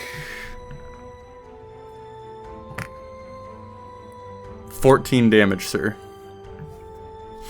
So as you are still trying to like beat the goblin up in the like makeshift tree fort, you see two more goblins up on the ledge, and then a hobgoblin captain that seems very well, not endowed, very well dressed, I guess is the best term.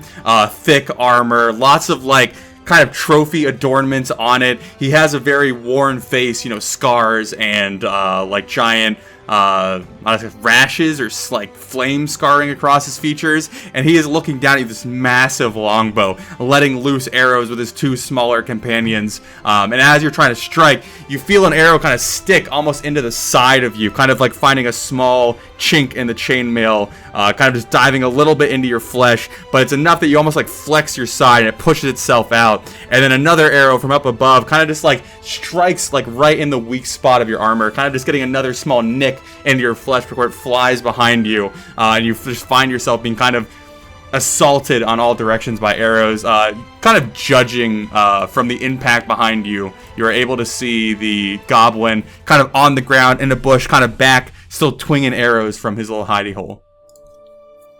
So, then we're to Valorant. So, kind of just curse under my breath, just damn, and wheel my horse around to get here. Mm-hmm. And I'm going to channel divinity, and I measured this out already. It's going to get everybody but that I can see here except the one that was just revealed on the west. Mm-hmm. He's gonna be outside of it. Okay. But just thrust the glaive into the air and snarl, "Filthy vermin! Scavenging from your betters!" And they must all make a DC 16 wisdom save or be frightened. Okay. Okay, so we'll go clockwise. So the three goblins fail, succeed, and then the hobgoblin succeeds, and then the two goblins on the east fail, and then the two wargs fail and succeed. So what is the conditions of frighten? Are they running away from you, or they cannot move towards you? They can't move toward me, and they have disadvantage on ability checks and attack rolls. Okay, so let me go ahead. What's fear? Sure, that one. So he's feared. He succeeded. He failed. He failed, and then one of the wargs failed. Correct? Sounds right. I think that's what I had. Okay, so can't move towards you. Disadvantage on ability checks and saving throws. And attack rolls. Okay, good to know. Yeah. Anything else your turn, sir? No, that's my action. So that's all. Okay. So now we're down to our lovely beastie boy friends. Technically, I need a con save for my magic weapon spell. Okay. Yeah, we're fine. Good. With one of them being frightened.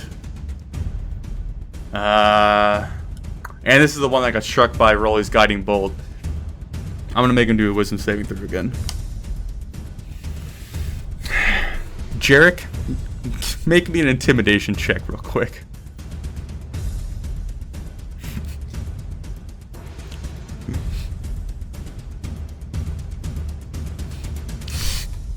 Okay. So, Jarek, as you are still being assaulted by these vicious mouths kind of like coming at you, you hear Valorant's cry, and you see one of the wargs pause for a moment, looking off towards Valorant's kind of all-encompassing attention, and then it turns its attention back to you, and you see a flicker of hesitation in its eyes, and it looks down at you, and you just let out a little toot, and then it just descends upon you again. Okay, so it's attacking you. It has disadvantage. It's just gonna have a straight roll. Oh, and you're prone, so they would get advantage anyway. Correct. So he has more advantage than disadvantage, so he would just go ahead and roll with advantage. Hits, and the second one hits. Oh, does he get? Okay. I would like to rules lawyer real quick, as I understand advantage and disadvantage cancel each other out, and no amount of. Oh, does it? And they do not snap. Yeah, snap. that one, Oh, okay. yeah, that one's in player's handbook. I normally don't care, but in this one, No, that's fine. That's fine. I thought that like if advantage outdid disadvantage, then it. But okay, so he would roll regular, and that would be a miss. So just the second one's gonna hit you, and then that is a. Oh, rolled all ones on his damage dice. He deals 5 damage to you, sir. So that your reaction for the attack on him? Yup. Are you aiming for the injured one? The one that just tried to, I guess, yeah. That's the only one in your range. You would get advantage on it since it had a guiding bolt. Do you want to see if you crit? Sure. Can we keep that damage, though? Yeah, sure. Okay. Okay, so just a regular hit. So that's 17, I think. Yeah, that would do it. So as it's like seeing a little bit of hesitation, then descends upon Jarrett, you're like, oh, hell nah! And you swing your sword and you catch it in the mouth as it's opening for another bite. And you basically split its face in half, all the way like halfway down its neck. And you just cleave your sword into it. You see the bottom half of its jaw kind of like wiggling loosely from its face as you kind of finish your swing, driving it off of Jarek and over off into the bushes, finishing that one. So, and Ward's turn. Thor, you're up. Okay, so that one's dead, correct? Yep. I would like to go up here, because I can do, hold on, 5, 10, 15. Up here, correct? Is that like up, or do I need to go? You would technically be moving past the Ward, giving him attack of opportunity on you. Yeah, that's fine. Okay. What's your AC, 15? Yes. That's a miss. You're good. Okay. Am I up? Yeah. Correct? Okay. Yeah. I'd like to get right there in melee range of these two. Okay. Now, question. Are you trying to shove him? Well, not a bad idea. Well, first I'd like to walk over JD, and then I'll be like, "You got this. Don't worry. There's only one left." And I'll climb up. Now, what goes into my attack rolls is strength plus proficiency. Mm-hmm. So for I'm just making sure I get this straight. So I don't use strength when I throw the. Yeah, thing. and you're not getting proficiency since it's not really a standard weapon that you're proficient with, since you're just sending shards out. That's why you don't get your proficiency bonus on that one. So it's just my dexterity. Just your dex. Not plus my strength. Yeah. That sucks. Okay. Then I will just try to hit this one. Okay. That is a hit? I haven't rolled yet. Oh, that was your yeah, I got you. Recklessly. Okay. Why not? That is a hit? Okay. Yep. Well, that works, I guess. 16 damage. Okay. As you climb up the ladder, like putting shard edge between your teeth as you climb up, you get up on top, you swing your blade, and this goblin is like a bug on a windshield. You just hit it with the sword, and it looks like its body just erupts from the impact as like one of its limbs just basically pops off, the rest of it being cleaved in half, as you basically send like a shower of goblin parts going off of the cliff with your very clean and vicious strike, just eliminating him in one blow. Excuse me, coming through. Oh, hey! And I'll go up to the next one. Okay. I'll just, normal attack him. That would be a hit. 13. Okay. Again, about a swing. Go for the second hit, and you see his body, like the first one, a little bit of fear in his eyes as he saw his companion basically evaporate in front of him. You just swing again, and before the blade really makes impact, you see all of the fight in the goblin's eyes just leave until he is just shattered and sent off into the sky as you just easily dispatch the other one. Alright, let's see. So that was, let me just make sure. 5, 10, 15, 20, 25, 30, 35, 40. And that is my turn, actually. I'll go, like, this way. Okay. Towards the ladder. So now it's Buffy's turn? It is Buffy's turn, and Buffy would like to defensively place his/herself in the middle, kind of Jarek and the warg. Like, right, just right here. Okay, so is he attacking the warg or trying to... Absolutely, yes. Okay. At advantage, of course, because engagement. That is a hit, and that is a hit.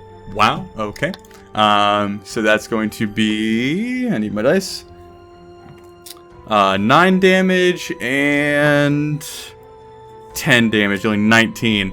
So Jarek, as you feel the weight of this warg, the singular warg that's left, still kind of pawing at you, trying to get leverage on you, trying to take you down, you're like, oh, thank God, it's just one. And then you feel the weight of Buffy kind of land on top of you as well, as the bear begins like clawing and biting and almost like trying to hug this warg on top of you, trying its best to kind of like impede its attacks on top. And you just see it like Buffy getting a nice large bite onto its back and then a nice large like claw on its side. You hear the warg kind of letting out this like yelping scream of pain as Buffy continues to kind of descend upon it, but does not finish it off, sadly. And then you'll just hear, don't worry, he's got you. Jarek, we are to you, sir. Gee Willikers. You know what? I think it's time. I think Jarek would, since it's right on, on top of him, he'd just try and call upon those flames from his stomach again. Just erupt them out. Dexterity saving throw of 14. Fails. Okay. Jarek, since you have been put through the warg ringer, how do you want to do this?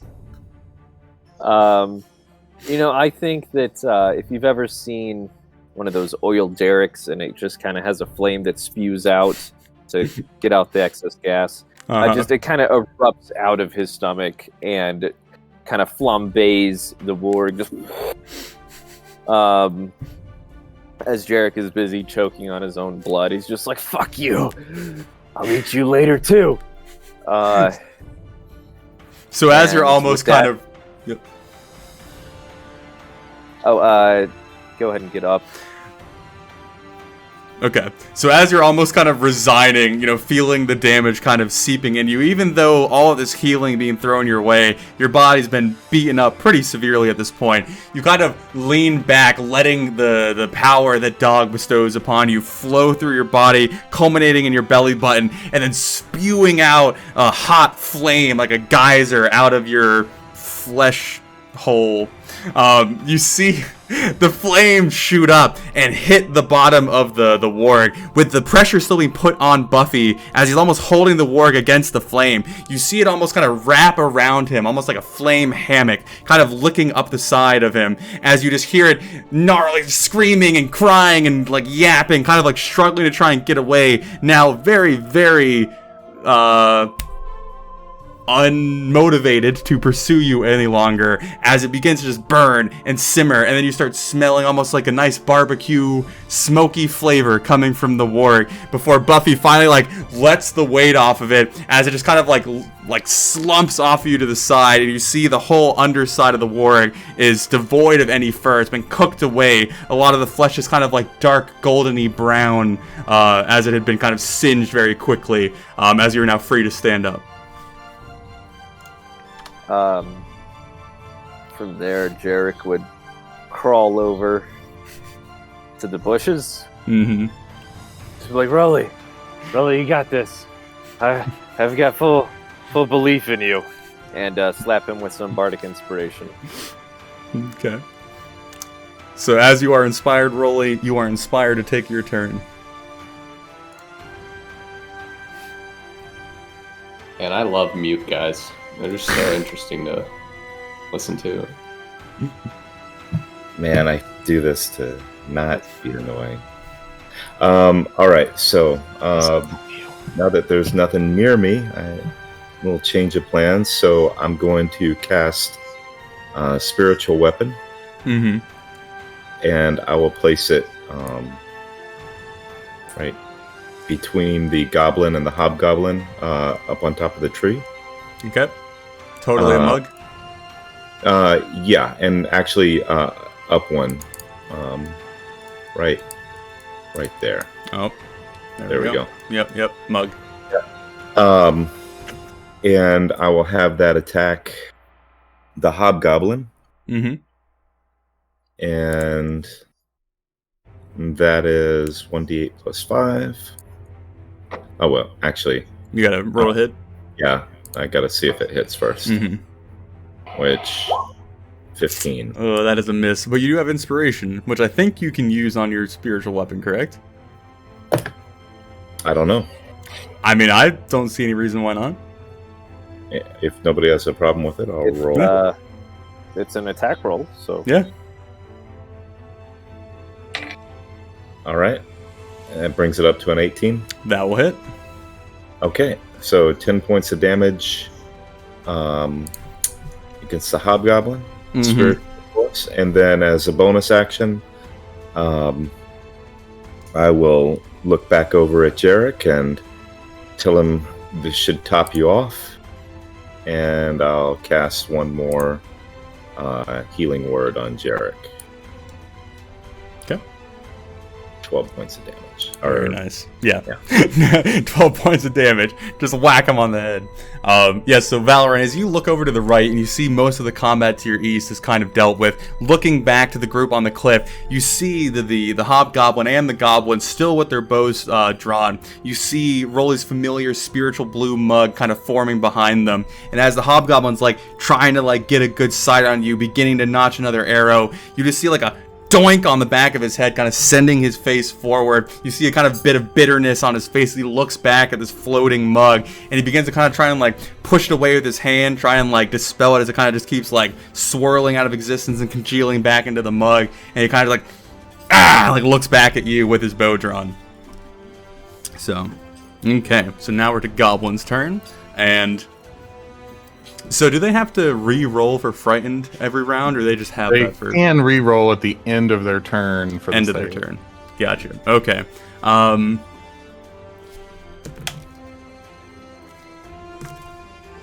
Okay. So I'm going to say that the one that is frightened is going to attempt to run off and then hide kind of out of your guys' line of sight. It's still frightened though, and then the rest that are. Yeah, I'm assuming it didn't run past my. Yeah, it did not because it's out of range for your weapon. All right. Yeah.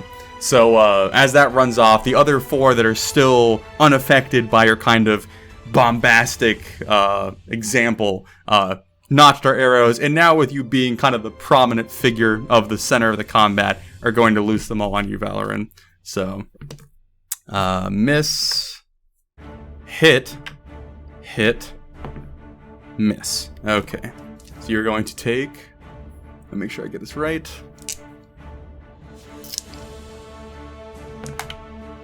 Uh, 6 and 5. 11 damage, sir.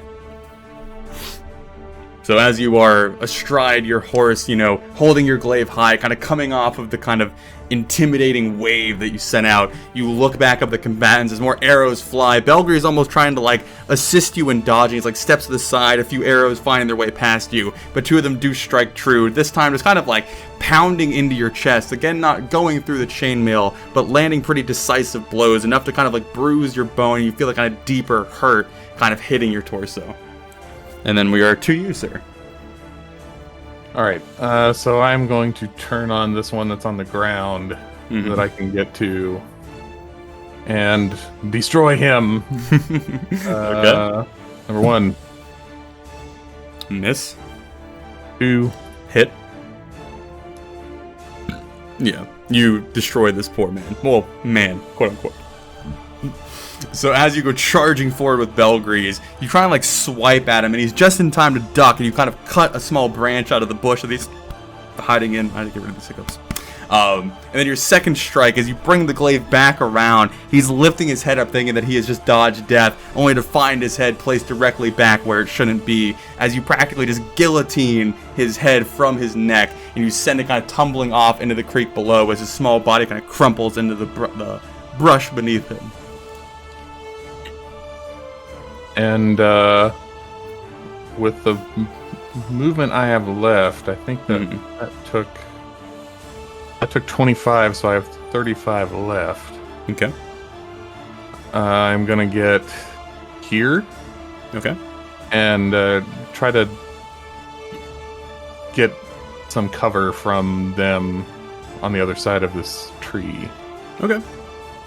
Simple enough. Is that all you got, sir? That's it. Okay, so we're now to Thor and Buffy. Yes. Hello. I would like to climb up this ladder. So that's 5, 15, 25, 30, 35. Do I see anybody or anything that isn't already on the map? Give me a perception check real quick.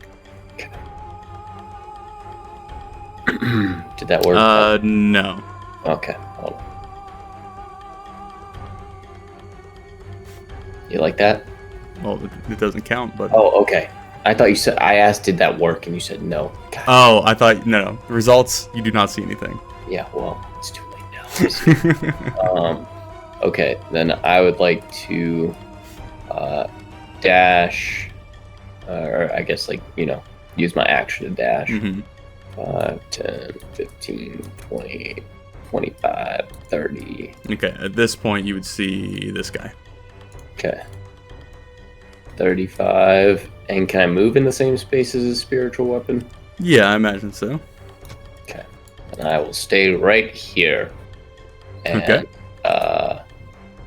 I would just like to say, oh, hello, guys. Welcome to the party. And I will just menacingly stand there. And Buffy will... God, Buffy, what are you doing?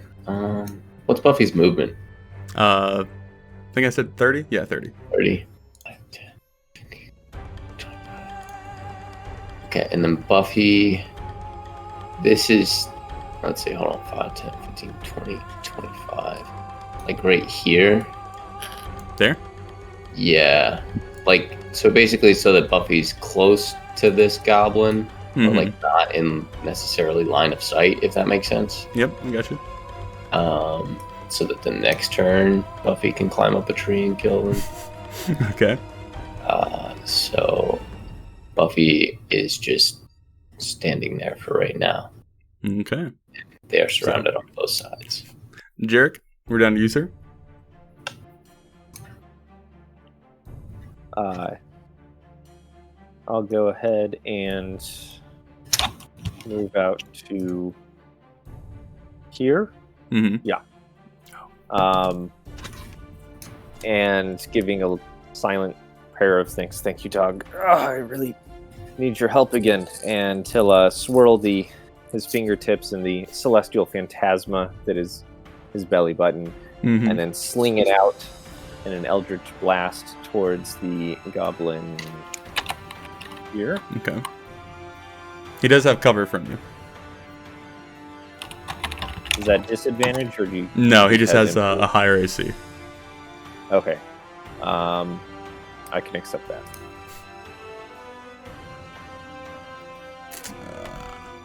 That is a hit. Wonderful. You get 2 though, don't you? I do. So let's get that other one out. That is a miss. So as you let loose your Eldritch Blast, you see the goblin that's trying to peer down at Buffy, kind of looking over the edge of his little platform. You strike it with this incredibly glancing blow on its shoulder, kind of and looks over at you a little bit surprised, and then scurries away back beyond the tree as your second one just kind of hits the tree trunk and kind of disperses. So, and then we are to Rolly, sir. It is now your turn. All right. So, if I move into the tree here, how's this? If I move here, do I still have sight on? I mean, this isn't obscuring me, is it? No, you could be there and still have line of sight on everyone, basically. Okay. So I'll go there and I'll cast another guiding bolt. Okay. On the hobgoblin. Okay. He also will have cover from you due to the fact that he has like a height advantage, so you only kind of see the top half of him. Oh, well, I didn't know that. Well, I thought it was just going to be a straight roll. Basically, everyone that you attack range at this point would have advantage on you just because of the height difference. The goblin in the tree is kind of like almost even using the tree as well as cover. It's just the fact that a lot of their body is obscured because they're kind of not like standing all the way on the edge of the ledge. All right. Well, if I had known it was going to be at a disadvantage, I wouldn't have wasted a spell. Well, it's not disadvantage. It's just they have a higher AC. Yeah. I mean, not disadvantage. I would have just used a cantrip. But I mean, if you want to go ahead and retrofit that, I don't really mind. So. Okay. Yeah, I'll just do Sacred Flame. Okay. Is that the DC? DC is 16. Okay. That's a fail. All right. 2d8, so 10 points. Okay, so to the hobgoblin, correct? Yeah, and then Spiritual Hammer. Mm-hmm.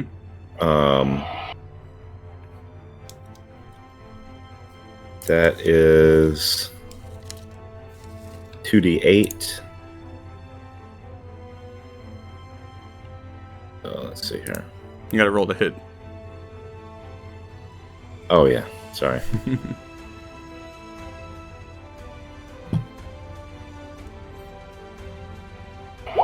That probably misses him. Yeah, all right. That would be a miss. I'm done. Okay, so yeah, you run up and you get a nice blast of the flame over the edge of the cliff. You see it kind of catching the upper half of the hobgoblin as he's now distracted by Thor and the spiritual weapon, and Valoran running off into the distance. He's now being kind of assaulted on all sides, so he kind of turns around just to get a nice large flame kind of cast across his chest. You see a lot of the older scarring of flame kind of being reignited by your own flame, letting out a kind of like hardened cry before he decides to turn around and fully face Thor as your spiritual weapon kind of flies by his head, kind of ducking out of the way, going past him. And then that brings us to the goblin's turn. So I'm going to go ahead and just make them do a wisdom saving throw, because they are, yeah, they're going to just try running at this point, which I imagine is not going to be all that good. So he's just going to dash. That's 60 feet. How far is that? Yeah, that's off the map. Okay. So he's going to run. Thor, which one are you going to use your attack of opportunity on? The hobgoblin or the goblin?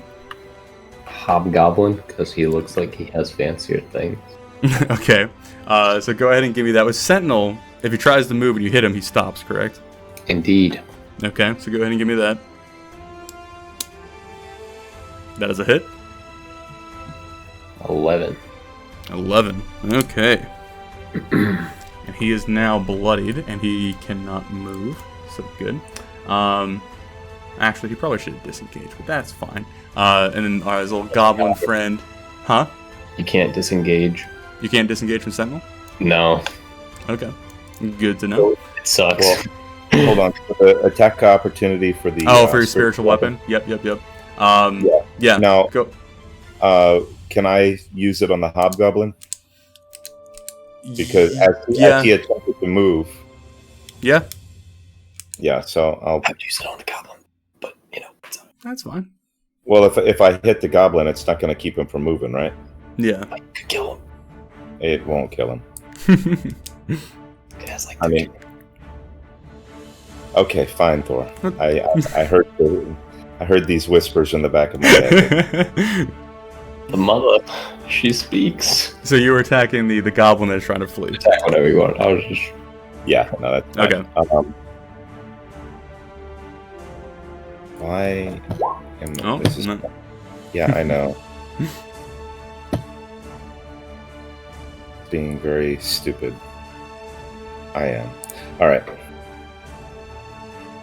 So I'm assuming that hits. Yep.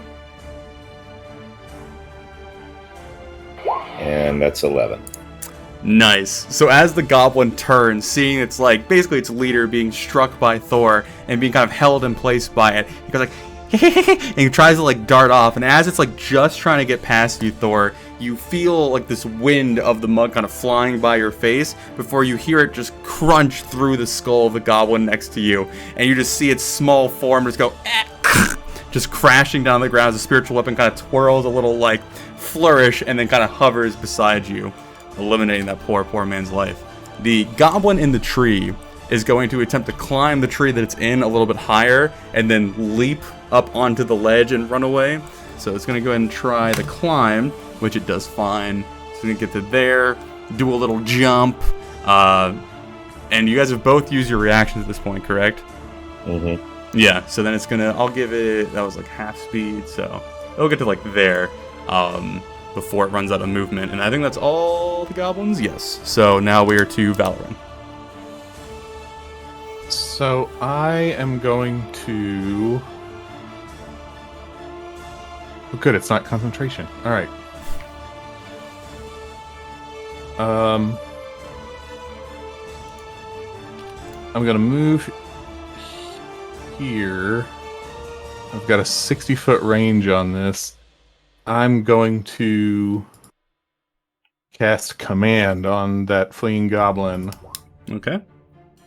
It's a DC 16 Wisdom. Ooh, it succeeds. Oh. These are some wise-ass goblins. They are some scared-ass goblins. So... I guess, how far did I move? I moved... It was like 15 feet? 20 feet? Let's see. I was here. 5, 10, 15, 20.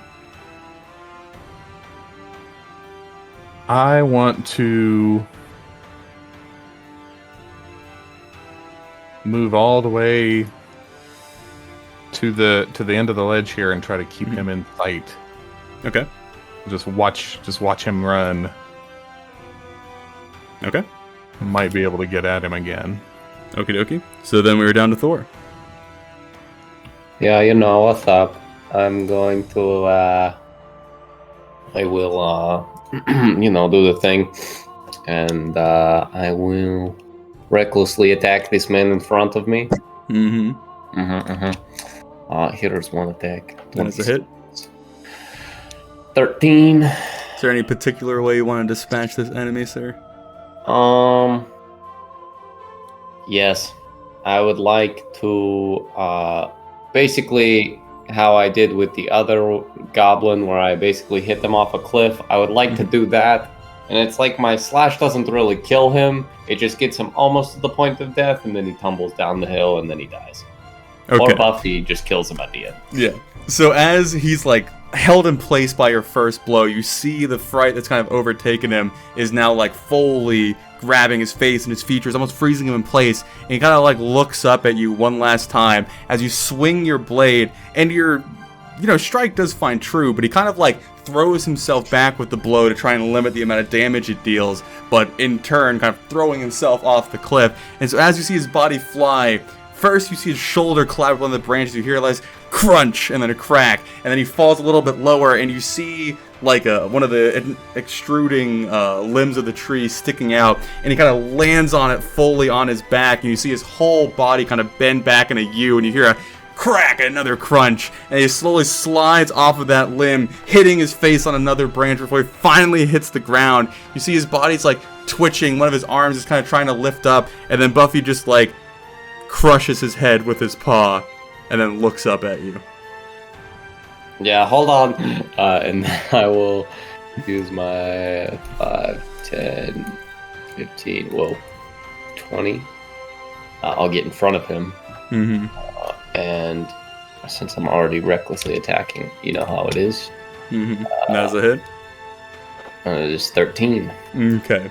So as this goblin is like stuttering through the foliage, like do you know Orcish or Goblin? I don't think you do you? I don't think I do. No. I think it's just like Dwarven, I think is what you told. Dwarvish and giant. Yeah. So you just hear it's like and then no more noise as you just let your sword kind of drop on his form. You feel his body taking the weight of the blow, and he just grinds into the dirt. And we will end the combat there, and we'll take a 10-minute break. So as Thor delivers the last blow, the singular goblin that escapes from the combat, scuttering off into the woodlands, quickly making himself scarce. The combat comes to a close. Jarek licking his wound, Valorant still astride Belgrease, having a few bumps and bruises, but everyone kind of begins to come back from the ferocity of combat, back to the more casual tone of travel. Adam, discerning that the threat is basically taken care of, begins kind of wheeling the wagon up the road towards you, just kind of like craning his head around, making sure that anything isn't going to leap from the bushes and attack. So you guys are all up to your own devices on what you want to do right now. I'd like to go to Adam and give him from my inventory. I'd like to give him my crossbow and all my bolts. Okay. You like hand it off to him, and it looks almost comical in Adam's hands. Like, despite you guys being of similar size, you are just like a much bigger individual, thicker, larger, more stout. And so when you hand him the crossbow, it almost looks like a child like holding their daddy's gun for the first time. And it kind of like grabs it, and he's very daintily holding it. He's like, how does it shoot? Well, it's already loaded, so... Oh, Jesus. All you need to do is point it at that tree over there, away from everyone, and squeeze the trigger. What? Is the trigger this little metal thing? Only one way to find out. Oh, Jesus. So he kind of like leverages it a little bit off to the side, aiming at the tree that you pointed at. Okay, Adam, time to shine, son. Nope. Kind of like leans back, kind of trying to hold the weight of it, and you see him like trying to look down, and then he like closes his eyes and looks away, pulling the trigger. You see the bolt fly off, missing the tree by like 10 feet, and then just disappearing off into the woodlands. Good first try, very good. We'll work on it. It's like, my hand, it's vibrating. Some people pay extra for that. Oh, okay, I guess I will try to improve.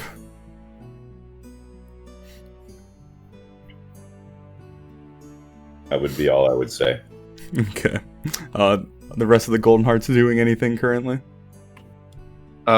I want to see if the goblins can be tracked. So the one that scurried off, you're going to try and track him? Yeah. Was there only one that got away? I thought there were more that got away. No, there's just one, because Thor capped one that was trying to get away. Rolla killed the other one that was trying to leave, so just one escaped. Alright, well that one then. We'll see if he can be followed. Okay, so go ahead and give me a survival check. Yeah, I'll assist you if you want. Okay, yeah. Okay. You might be better at it even. Maybe I should assist you. And oddly enough, I'm probably the best in the group at this. So He might be the best. I have a +2, but yeah, I've got like a +6 or something. So Let's assist Rolly.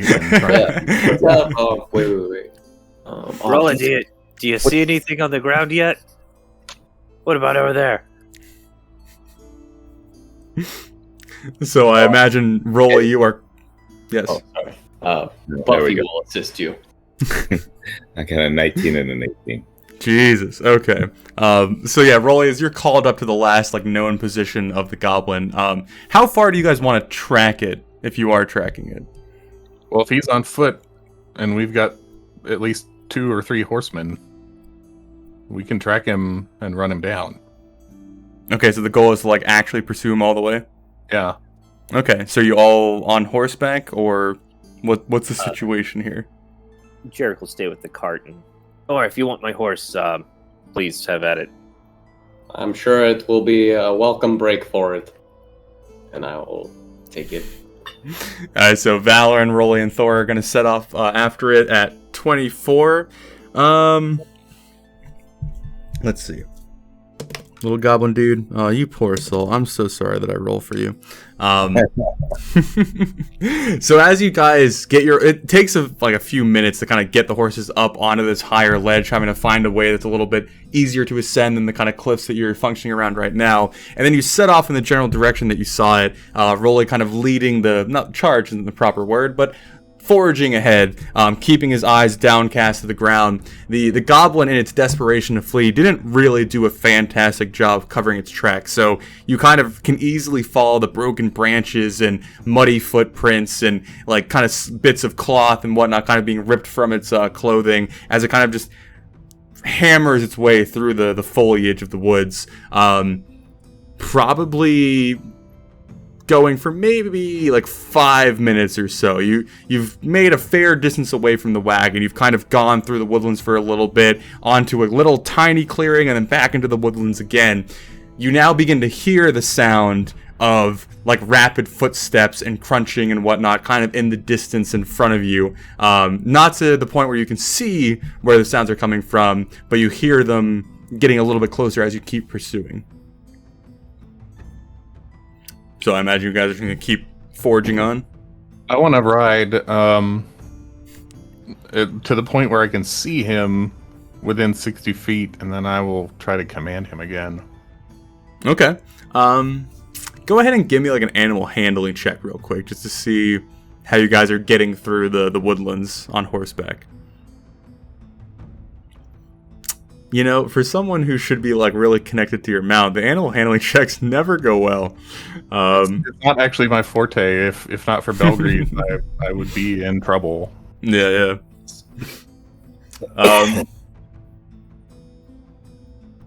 So kind of trying to pick up the pace a little bit, almost kind of like charging towards the sound, trying to close the distance. Belgrease, with the combat and the adventuring and the traveling and the lack of beats today, is finding it difficult to really like maneuver through the woodlands effectively. Not to the point where, you know, you're kind of being stopped, but just to the point where you're not really gaining on the goblin, who's kind of using its smaller, nimbler abilities to kind of like dash over things, climb over things, get under things without being slowed down. So you mainly just kind of keep pace with it for the next like 5 or so minutes. You still begin to kind of trudge through the forest. It clearly, with the speed that it's moving and like the frantic breathing you hear, knows it is being pursued. Are you just gonna still keep like charging after it? Just keeping it up. Okay. Go ahead, give me odd or even. Even. Okay. So as you still pursue, you feel that kind of like burning, not like hatred, but like dedication to the cause. Like you're gonna catch up. You're gonna get this thing. There's no other path that this journey is going to go down. So you keep plowing ahead through the woodlands, and eventually you start getting small glimpses of it, you know, far off, little like catches of its legs or its limbs kind of like darting behind a bush or, you know, over a tree. Finally, as another clearing comes into view, you break through the tree line. You see the goblin is like scurrying across it, and you're just able, as you're pounding forward with Belgrease, to get within range to command it. All right, so as Valor draws in breath to speak this command, the other sounds of the forest, even the hoofbeats and the huffing and puffing of the horses just in the immediate area, are muted, as though all the sound waves are being drawn into Valor's breath. And then he shouts, "Stop!" And that's going to be a DC 16 for that goblin. Ooh, he just fails. So as your voice rings out across the clearing, even your own companion's kind of feeling a little bit like ooh, geez. You see the goblin like stop in its tracks, almost standing upright, which most goblins that you see don't generally do. They're always kind of like hunched over to some regard. So to see it like fully upright is a little bit odd to see, but it just like stops staring straight ahead, and you see it just forced still. I'm gonna take this time to ride by him and sort of just lean down, like lean sideways in the saddle, and just snatch him up in my free hand. Okay. As you ride by and you go to grab him, you're able to see that he's clutching something shiny in both of his hands. It's kind of like held to his chest now as you bring him up and bring him onto Belgrease. I'm gonna hold him by the scruff of his neck like a bad puppy and return to the wagon. Okay, so what is the exact effects of command? Like, how long does it last, and what are like the limitations? Around, so he can start struggling again, but his neck is in my hand. Okay. So,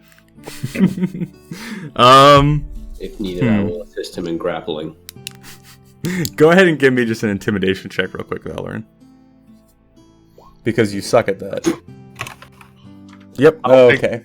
I'll take those things for the things that I'm not good at. So okay. So like as you begin to ride back and you have this like kind of death grip on this poor individual, you see this like moment where he's like, now, but his body doesn't quite like follow through with his like intent to flee, and he just kind of like is in this constant state of like, now, like trying to like build up the energy or the resolve to force his way through, but never really gets there. What if when I feel him struggle on the way back, just sort of growl, be still. So you can manage to get back to the wagon with him still in your grasp. He's shaking like a leaf, eyes downcast, still clutching tightly to the thing in his grip.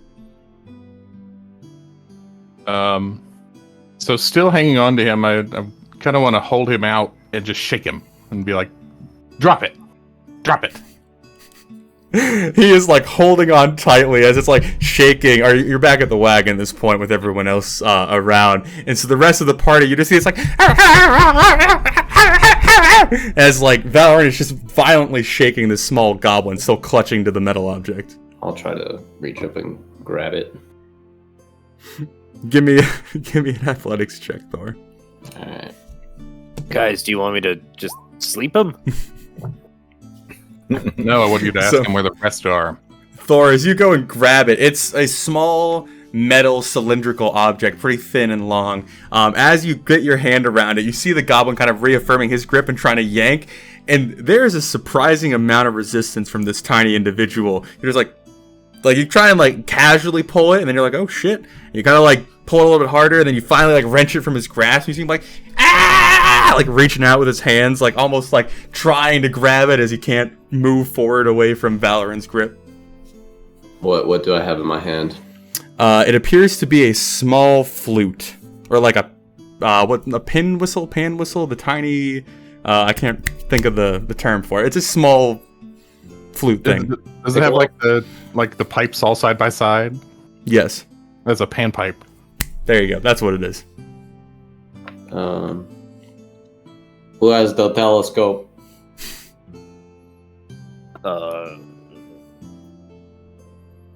Yeah. You should have been ready for this. What are you doing? Well, I was licking my wounds, Thor. Look at it. You don't have any more wounds. Yeah, you're literally fine. Actually, I have a gash on my inner. That's not really the point. And give it a good look through the telescope. Okay. As you glance at the object through the telescope, it glows with a magical light. And do I get the type of magic? You do, but I'm awful about knowing what it is, so we'll just go with yes, you do. Well, guys, it's shiny, definitely magical. Okay, I'll turn back to the goblin. What does it do? You just get more screeching and the hands trying to like come out and grab it. Wait, Thor, hold on. And I will not ritual cast. Whoops. There we go. Yeah, I'm sorry. That wasn't supposed to do all three. I'll not ritual cast. I'll just burn a spell slot for it. Okay. So as you cast Comprehend Language, there's like a small moment where, like, as you are getting the information kind of straightened out and brought to you, his like rambling almost becomes like Piganese. Is that the right word for it? Or Pig Latin, I think is what it's called. And then eventually it does become like an actual fluent speech that you can understand. And he's basically lurching, trying to get away from Valorant's grip. His eyes still focused on the flute, his hands crawling out. He's just like, no, it's mine! It's mine!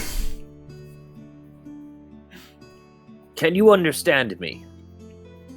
You see his hands like hesitate for just a moment, his eyes dart into you, and he goes, mine! We're going to throw that into the river if you don't calm down. He like looks at you with a little angry face. He goes, TikTok can't swim! His name is TikTok, for those of you curious. We should probably kill it. Well, I don't know, Thor. I mean, we've been saving a lot of things recently. Maybe it would be for the last goblins we encountered, we blew up. Yes. And they were blind. Rolly, does the mother expect mercy in the face of battle? No. Fair enough. Goblin, TikTok! is there anything you want to say before we snap your neck and throw you in the river? Wait. The Lord Valorant hunted him down. It is Lord Valorant's decision. Oh, true. Yes, my apologies, Lord Valorant. Technically, Lord Rowley, Esquire, so on and so forth, was the one who tracked him down, but I'll defer to Lord Valorant at this point. I'm sorry, Your Highness. What does the pipe do, and where is their camp? If you please, Jarek. Oh, yeah, I'm sorry. Goblin, where is your camp? TikTok. TikTok! Where is your camp? Big hole! Up mountain! Under big rock! Do you want to go back? No! Why not? They mean! They don't like TikTok! Do you want revenge? No! I want my medal!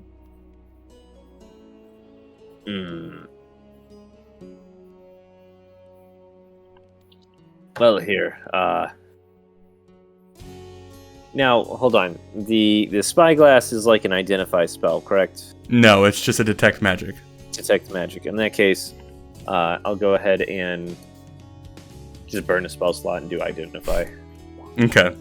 So the effects of this item follow the chime of opening, even though it's not a chime, it's a flute. But basically, let me see. You can strike or play the flute as an action. Pointing it at an object within 120 feet of you can be opened, such as a door, lid, or lock. The chime, flute, issues a clear tone, and one lock or latch on the object opens unless the sound can't reach the object. If no locks or latches remain, the object itself opens. The chime can be used 10 times. After the 10th time, it breaks. But, I guess the identify spell would reveal this. It has already had 3 charges used, so it only has 7 charges left. What does it do? I can open locked doors, but it has already been used. TikTok. Yes! Where did you use this? Use it! It's shiny! Did you not blow into it? No! Where did you get it? I found it! But where? In a dwarf! In a dwarf. Rolly. Goblin, yeah, found this flute in a dwarf. Was it a flesh dwarf or a stone dwarf? Juicy, meaty, stupid dwarf. Oh shit. Yeah, Rolly, I have a feeling that we may find some of your dead brethren very close by. Goblet, where was the dwarf? Why should I tell you? You'll steal him from me. Can I understand this, or just... No, it's just Jarek. Unless you speak Goblin. I speak Orc, but... You could probably get the general idea of the conversation, but maybe not exact details. If I knew enough, I would tell him that he'll take us there or die. He's not getting the flute back anyway. Well, now, hold on, Rolly, hold on. There is a certain level of carrot before the whip, if you will. Yes, the carrot is continued breathing. Quite powerful, really. It's what gets me up in the morning. Well, here, let me try this, and I will cast Charm Person. Okay. Saving throw, I'm assuming? Yes, DC 14 Wisdom. It fails. Wonderful. Mm-hmm. Then it regards me as a friendly acquaintance. Mm-hmm. And I just, strum the lute of mine and be like, "Oh, TikTok, why would you mistrust me so much? Don't you know I'm your greatest friend?" You see his head kind of tilt a little bit in curiosity as you see the effect of Charm Person kind of taking hold, and you see him kind of lock eyes with you and kind of look a little bit deeper. He's like, Yes, you look like a goblin. I pride myself every day of trying to look so great in your company, of course. Now, wouldn't it be fun to find other shiny things? Those dwarves have so many shiny things. They're full of shiny things. They stuff it in their little fat flesh. Yes. Let's go find some more. Where was the last ones that you got the flute from?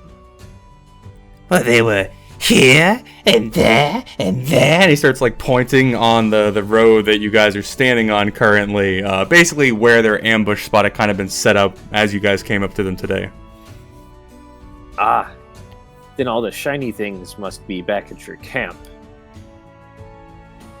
Yes, but don't tell the others.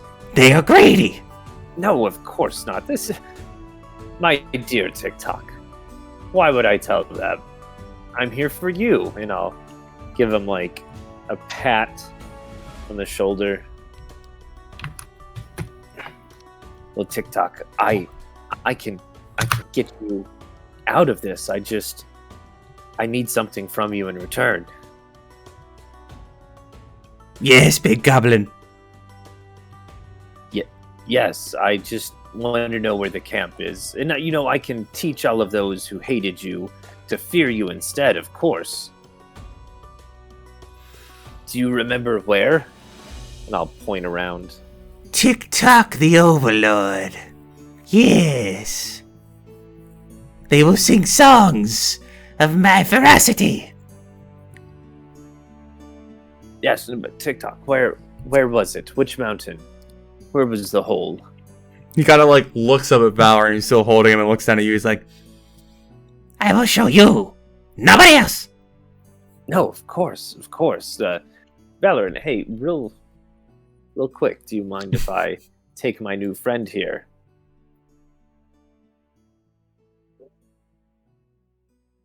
I guess not. I just drop him. just hits the ground. Let me think. Rolly had the flute? No, Valorant? I have the flute. You had the flute. Thor, here, let me have the flute just for a minute. All right, sure. Here you go. Thank you. Here, TikTok. If you do a good job, I can get this back to you. So let's show me behind the wagon where they can't see. I can't just point. I must show you. Oh yes, that's fine.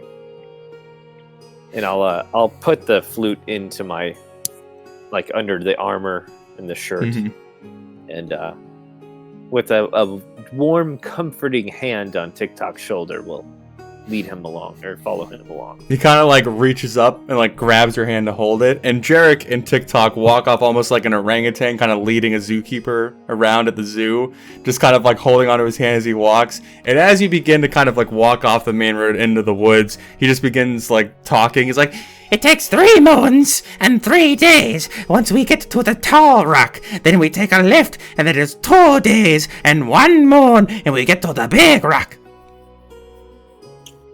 Yes. And then what? Well, then the big hole. Oh, that's great. Is there anything around it? Maybe a special colored rock or a tree or anything to help The us? big rock. The big rock, that's right. You know big rock. You goblin, you know the big rock. I know everything, my dearest friend. Of course, yes. I've been away so long. So we keep going for 3 days to the tall rock. and he just begins like walking off again. Wonderful. Um, Can I tell if I've pulled all of the relevant information out of him for finding the hole? I mean, he is being very open with you, so if he had more information, probably would have disclosed it at this point. Okay. Oh, TikTok. I don't want to be surprised, but how many are left up in the hole? He like pauses for a moment, and you see him like lifting his hands up, and he starts like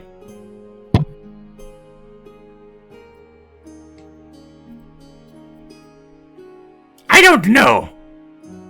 Oh, I'm sorry. A lot of them. How many? Lots. Many. Group that is big. Oh, of course. You know what? I think we should be very silent as we go through these woods. You saw those guys. They're so dangerous. Here, let me help us go silently. And I'll cast sleep on him. okay. I guess go ahead and roll for it, even though I imagine you'll make it happen. while this is happening, can I invite you, Rolly, to investigate these dead bodies for lootski doodles? Yeah. I will give you advantage because I suck at investing. So yes, you do put him to sleep, Jarek. Immediately kill him. However you want to. Probably Okay. just a rapier thrust. Ooh, double-headed Sam's sword. Okay. Raise his dead body. Okay, so you now have a spectral follower of TikTok. I think it was an hour. I said I can't remember how long. A minute. Yeah. Okay, I couldn't remember the time limit I put on it. So, but yes. So I guess Jarek would come strolling back into the road with a spectral TikTok at his side. So, Rolly, you are investigating the bodies for loot? Yes. Okay, that's 17. Let me see. You get 6 gold pieces, 30 silver pieces, and 4, I guess, statues is probably the best way of putting it. They are clearly dwarven crafted, like decorative statues of various faces you can kind of discern for the most part. They seem to be, made from the same craftsman, kind of all in bulk, I guess you could say. Probably if you're, putting two and two together, whatever caravan or group that had been attacked by this group of goblins maybe were carvers or artisans of some sort, and this was one of the goods that they had with them. Okay, I'll take the carvings, and I'll see if when we get to Bronchard, if anybody recognizes who would have carved them. Okay. And the gold, I guess that just goes into the company bank. Yeah, if you want. Well, yes, now the party is all reconvened, minus a TikTok. Back at the wagon with everything investigated. Well, I think we took care of the problem. Yes, and I know where the camp is now if we want to head that way at some point, but for now, I don't know if we should try to get over to folk as quickly as possible, or if the goblins present enough of a threat, if we should take care of them, but I think we killed most of them. How far away is the camp? About 3 to 6 days. I will need to go back over the instructions on that one, but that's about what it felt like. 3 moons, 3 days. Yeah, I don't think we want to do that right now. Plus, it seems like we probably disheartened them from coming back, maybe. Yeah, we can do it on the way back, maybe. I think Lord Valorant's thing is a little more important. Also, we don't want Ali to find us or catch up to us. Nothing else we can report in Bronchard where this camp is approximately located. Yeah, what were the directions that he gave you? 3 nights and days to a tall rock, and then a little bit more to a big rock. Yeah, they're never gonna find it. No, I'm sure it'll be fine. Well, we can at least let them know. Everything's still in the cart. Yeah, if you glance over and ask Adam, the wagon was not messed with during the combat whatsoever, so everything's still intact. I'll go over. I guess I'll go sit back in the cart. Mm-hmm. And I'll just go over to. Well, not go over, but lean over to Sparky. Sparky, you did great. Yeah! Fucked him up! Yeah, and you fulfilled your job. I'm glad to see that everything is safe back here, because I'm very scared for Adam, and I feel like, he's very squishy, but you're tough, Can't get through me! Yeah. Bacon power! Yeah. So, I'm glad to see that somebody's holding the cart down. Mm-hmm. You see him then, as he's kind of been watching Carl and you, throughout your adventures, he kind of leans back and he goes, and Carl will just do the same thing.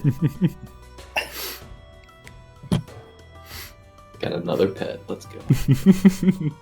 So, does the party have any interest stopping in Littlefoot? Any sort of needs there, or just going on to Bronchard?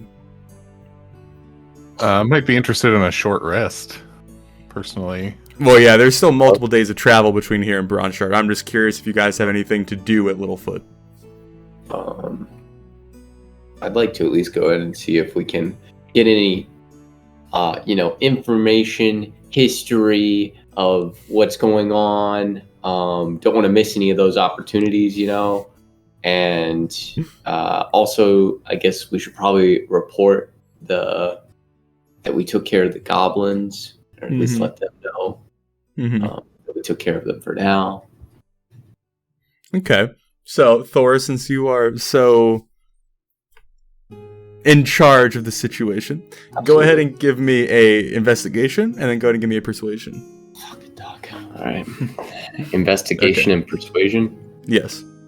Investigation, persuasion. Nice. So as you ask around for general going-ons and information, the majority of the answers that you get kind of center around the goblin attacks and the threat, kind of limiting the trade in and out of Littlefoot. They've been sending representatives up to Bronshard to see if they will help. They've been sending stuff to Giles Kingdom, see if they would take care of it. Once you kind of inform that potentially some of that problem has been dealt with, you get a few kind of appreciative, gestures or whatnot. Once you go over to the mayor of Littlefoot, getting access to him via, explaining what you have done, he will reward you with 100 gold pieces for taking care of the problem. What's the mayor's name? Mayor Littlefoot. Really? Yeah. Nice. All right, well, I'll take 100 gold. And then Mayor Littlefoot. All right, cool. I guess that'll be my business in town if there's nothing else interesting. Okay.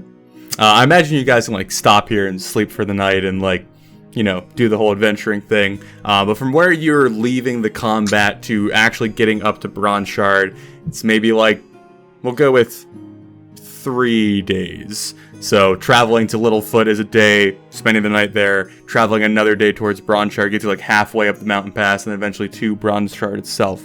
That second day, as you guys are departing Littlefoot and heading up into the mountains, Rolly, you would know that coming up in the Brother's Blood Pass, which you're very familiar with your family history, as you make your way up this kind of winding pathway. Obviously, it's very well traveled. The road's taken care of, but it kind of has to twist and wind up the mountain valley that you guys are traveling up.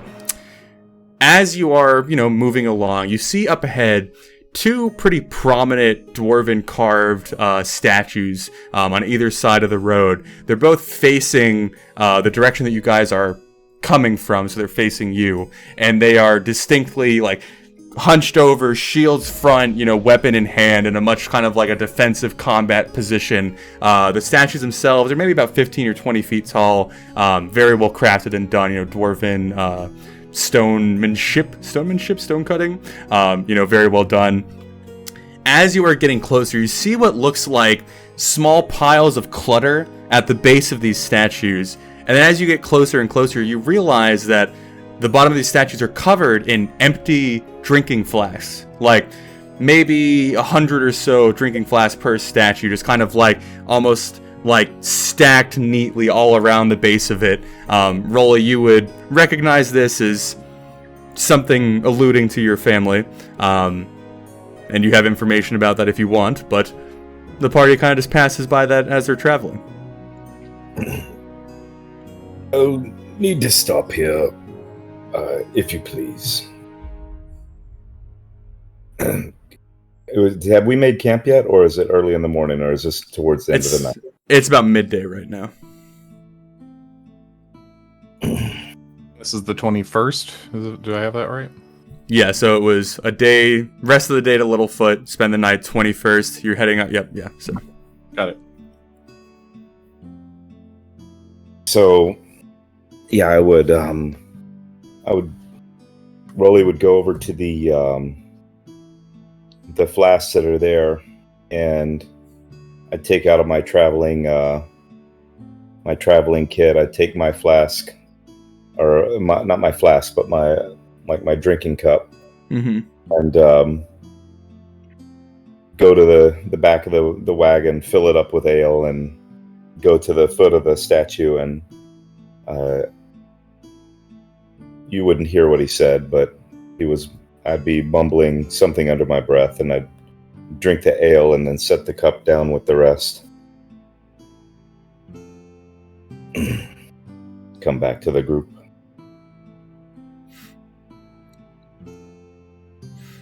So, if anyone has any interactions or not, we can go ahead and proceed traveling. But so as you guys depart that small shrine, more or less, you continue your way up. You're Rolly, as you understand it, you're pretty close to Bronze Shard, but night begins to set in like just before you actually reach the main gates. The main gates of Bronze Shard being a almost extraordinary wonder to see. Bronze Shard was very much built with the idea in mind that like this is the dwarven city that most of the mortal surface dwelling races are going to see. It's going to be their only interaction with dwarven kind. So it's almost like done up above and beyond to kind of showcase dwarven ingenuity and craftsmanship. So the gates, from various bits of information that the party may have gathered at this point, and Thor, you have been here before, so you would be already knowing some of this information, are like 150 feet tall. They are massive, giant structures. It takes a ludicrous amount of machinery to open and close them due to their sheer weight. They are ordained in bronze and gold and silver and all the various, metals and minerals that are mined in Bronze Shard. They're a dazzling sight to behold. But you make camp for the last night before you reach Bronze Shard. You probably have to travel like 2 or 3 hours the next day to actually get there, but you all kind of settle in for a night of rest before then. So, is there anything anyone wants to do now before we proceed? So I think that night around and in their camp, Valoran might, as he's just sitting around the fire, if he catches Rolly nearby, what's special about that place? Well, it's Bronze Shard. It's our capital city and the bastion of all dwarvendom. I mean, the shrine. Oh yes. Just a little something for my family. It was a memorial for them. It's a bit of they've turned it into kind of a holiday around these parts.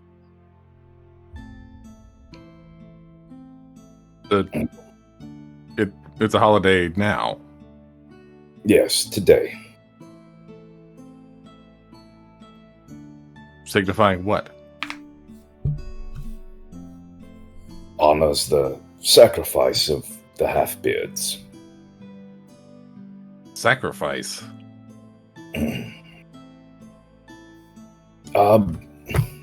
Yes, well, that's why I'm here, I suppose.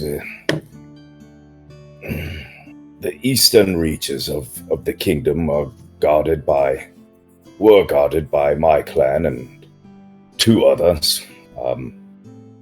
And there was a large invasion of orcs that caught us all by surprise, and the half-beards fought a delaying action while the other 2 clans were able to pull everyone inside the gates of Bronze Shard, and they sent everyone who could carry an axe in a thin line from north to south to keep them delayed long enough, and they were successful. See, I couldn't carry an axe that day. Were you too young? That's what my father told me as he sent me away. At least your father told you that. Mine never told me anything. Indeed. So, that was a memorial shrine commemorating their valor and their loss. how many were lost? The entire clan except for the children and, like I said, those who could not carry an axe. So who does that leave?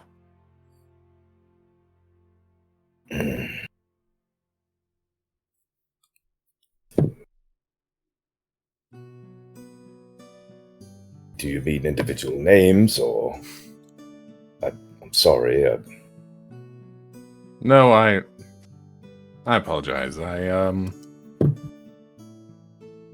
Not many of us. So... The Half-Beards are an honored clan, but one without any power, really. Just a very famous name.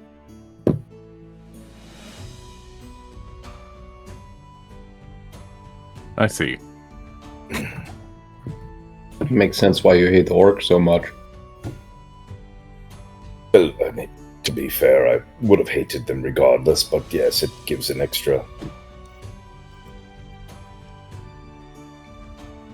ounce to my swing, if you will.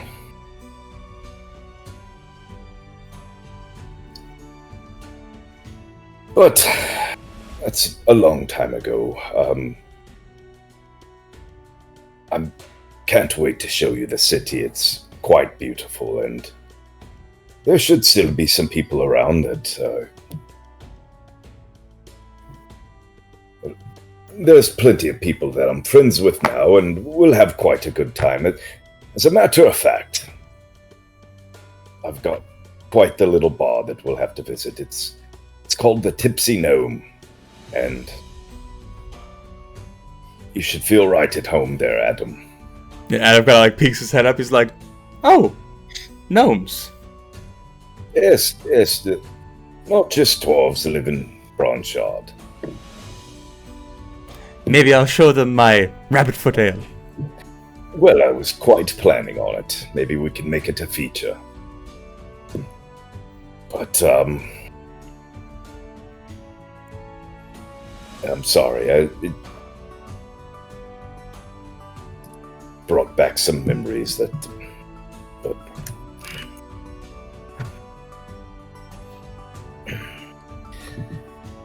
So is this girl that JD is writing about, is she a half-beard? No, that would make it a little strange now, wouldn't it? I don't know how you guys do things. I don't even know, if last name means you're from the same family. Like, she's from the Greatborn clan, and well, her name suits her. She's quite beautiful. I look forward to meeting her. JD, how's the song coming? I'm doing a poem. I don't think Rolly wants to spend too much time just talking. And he'll pull a small scrap out of his pile and pass it over, and I hope this will work for you. All right. Is it in chat or what? Yeah, put it up in Discord. May I survive this meeting, for this long-needed sight of your fair brown locks sends my beating heart to flight.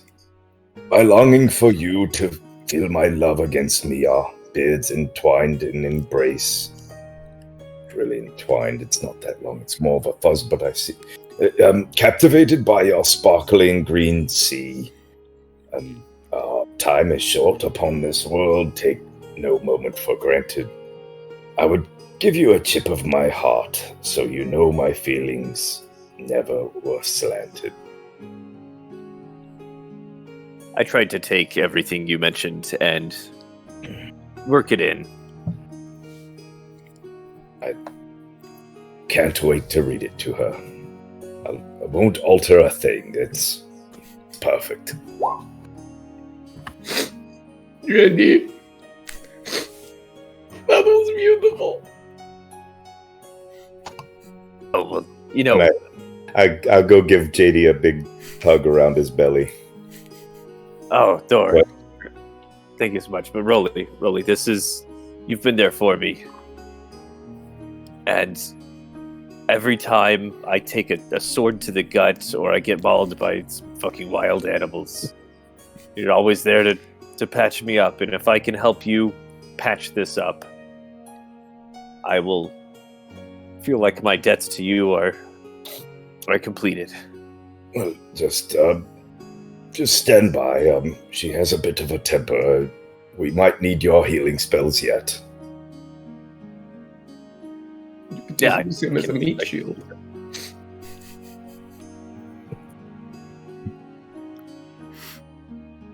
Well, as the conversation wraps up for the night, you guys sleep within the Surbat Mountains, just beneath Bronshard, waking up in the morning and then completing your traveling there, unless there's anything you all want to add in the morning. But yeah, you take several hours. It's probably around 10 or so in the morning, as you finally take the last corner in the Valley Pass that allows you to see the brilliant sight of Bronshard's gates.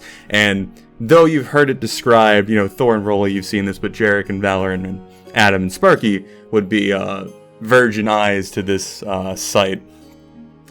Words cannot do it justice. It is, if there were wondrous locations of Asmiliath, this would certainly be on the list.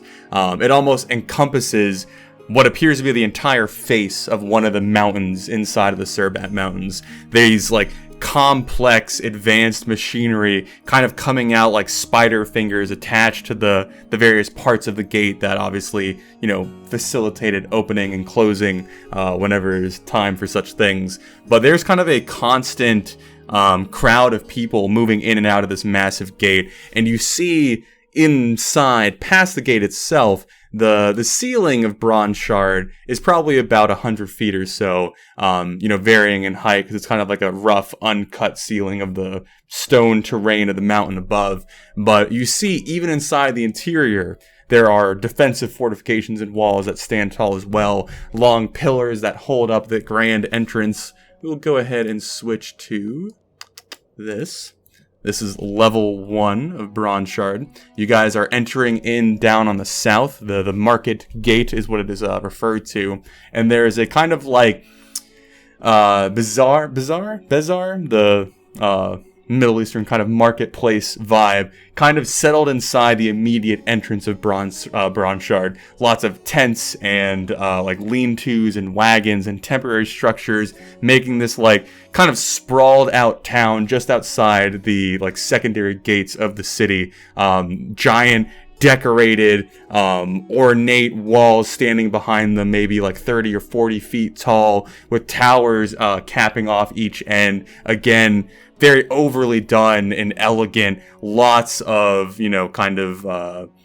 gold etchings and dwarven language kind of scribed down the length of them. But as you proceed into the market gate area and the kind of market stall area within that, you get a glimpse of the inside of Bronshard, the actual interior of the city. And Bronshard is built like a giant spiral. The original city that was found here before the dwarves kind of became part of the surface people had slowly kind of built its way up in this circular manner, higher and higher, till it actually reach the surface, and then, the rest is history. But now, Bronshard is almost developed backwards at this point, quickly becoming a thriving, booming town of trade as, the dwarven history and intellect and engineering became a very valuable source. So a lot of the first level of Bronshard has kind of been quickly developed and made to be this extravagant example. The reason that Bronshard has its name and the reason that the city was found initially is bronze, which is a mixture of tin and copper, naturally. Bronze does not occur by itself in the known world, as far as anyone knows, but long time ago in dwarven history, a dwarf came across a solid shard of bronze, whether it was the strange, earth movements and metal that formed it, or some past god or ancient deity that crafted this massive shard of bronze. It's now the centerpiece of the city, with a massive kind of empty area around it to allow you to view it from any part of the city. And these giant, well-polished silver chains that are probably 3 or 4 people tall with each link is coming out and attached to this massive, gleaming, polished, beautiful, almost like like water surface waving, rippling bronze shard in the middle of the city. As you are stepping forth through the main gates into the city proper, you see this very ornate, decorated, obviously kind of like placed building kind of set off into the center of the void inside of the city, and it's clear that a lot of the symbols of the mother that you have seen with Rolly are kind of ordained on the architecture of the building itself, clearly kind of signaling that it is part of that religion. And it's this, massive, very overly done building, lots of bronze, lots of gold. There are massive green emeralds like set into the base of the foundation every so often. It's a very eye-catching piece of structure as you kind of glance at it. But you guys stop at the gates because there's a few kind of interior guard dressed in, there's a lot of bronze in this city. You're gonna have to get used to that. But the interior guard are dressed in this kind of bronze armor that wouldn't necessarily be the most useful in a fight, but very much expresses kind of like dignified, better than thou vibe as they stand there, very like tall and straight and elegant. As you all approach, they kind of all look you over and go, "What's your business here in Bronshard?" Battle son, Rolly Halfbeard, returning. You see the two like get like a weird glance at each other, look back, be like, "Oh, welcome home, Halfbeard."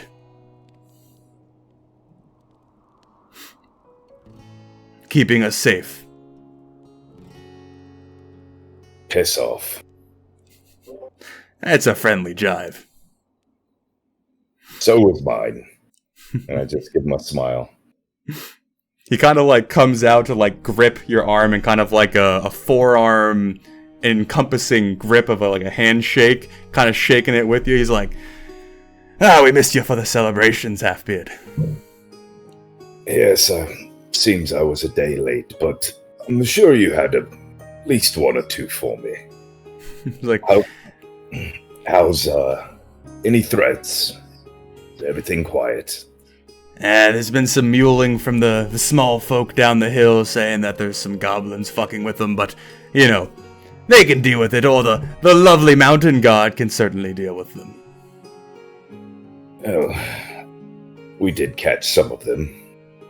Some truth to that rumors. There was hobgoblins and bugbears with them as well, so if you want some sport, you can leave the safe confines of your little cozy home here. Keep warming your ass by the fire either way. Well then who will protect your wife while you're away? Hadn't taken one yet. Too busy with yours.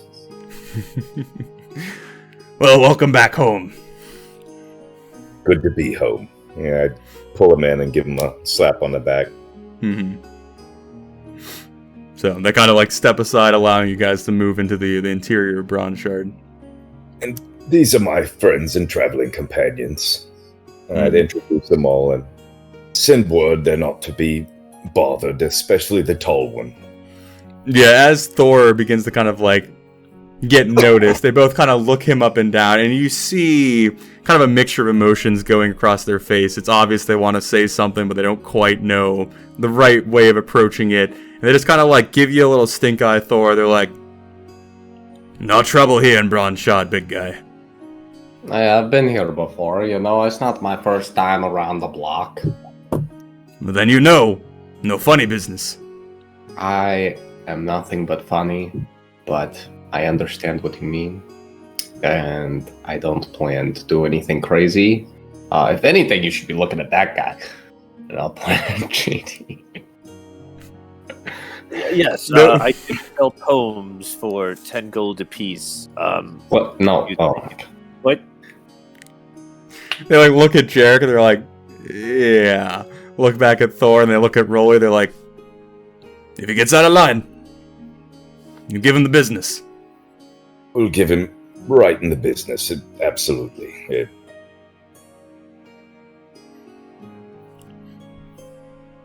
Come on, Thor. Carl will just wave at the guards. You see like a more perplexed look as they kind of like tilt their heads as Carl and you walk by, and Adam moving on with the wagon. Adam at this point is just like looking around at everything, mouth kind of hanging open. He is clearly very excited about what he is seeing.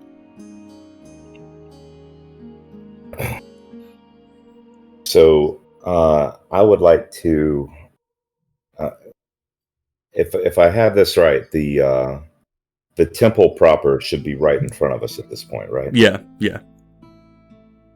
So I'd like to find an acolyte and just send them forward with the news of our return, and that we'd like to arrange a meeting with I mean, anybody in authority, but obviously the higher the better. Okay. Yeah, so that's easily said or easily done. Like there's a fair bit of foot traffic in and out of the temple, that like kind of bridge that leads to it, that are full of people you would recognize as sons of the mother. So as they see your adornment and kind of like your position in the religion, they quickly kind of like, oh yeah, and like run off to go ahead and make sure your arrival is known. I would like to look for magic shops. It's always important. Okay, are you doing that now, or are you sticking with the party for now? For now, but it's on my list. Okay. Is Valorant and Jer? Okay, yeah. Really, are we allowed there, or should we get ourselves over to a tavern or something? I would not wish to tread upon sacred ground. Yeah, you might burn. Oh no, you're quite all right. It's not that kind of institution. The mother had a problem with you. She would have showed it by now, Jarek. That's good, because even though Thor makes jokes, I was somewhat concerned.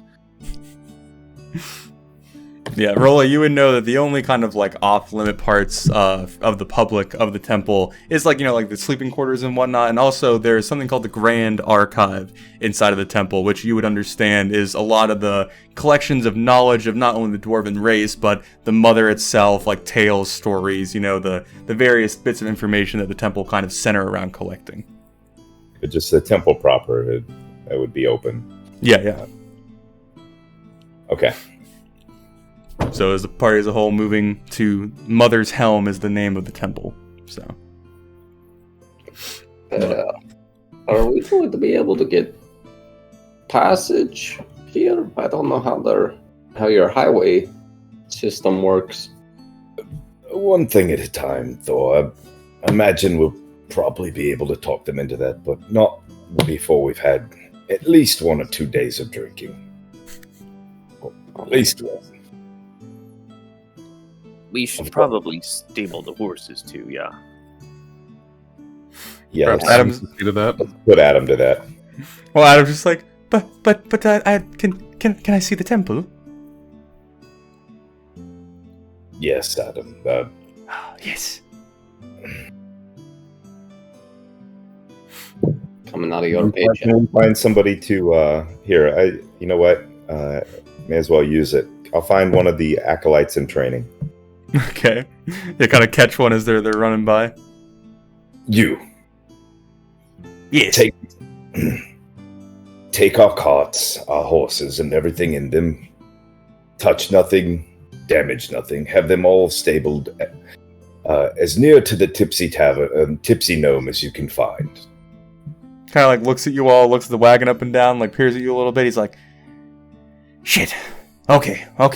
Kind of like reaches up to kind of like grab the reins of the horses. He's like, what is your name? Only Halfbeard. Oh shit. Okay. He like begins to try and like lead the wagon away. As Adam's like, he's kind of conflicted. He's like, he wants to go with the wagon, but he's like so excited. He's like, okay. And he like hops off of the driver's seat, kind of like following you guys. As the guy walks away, I call out, watch out for the salamander in the back. He's very excitable. You see him like perk up. He's like, what in the fuck? They're, like peeking into the back of the wagon, and then you see Sparky's head kind of like coming over the crane. He's like, shit! And then begins leading the wagon farther away. Just Give him bacon. Sparky, Yes. anyone besides us pokes their head in there, you cook their face right off. He like reaches up with a little shard of wood that he's been wielding and just goes like, yeah! Very good.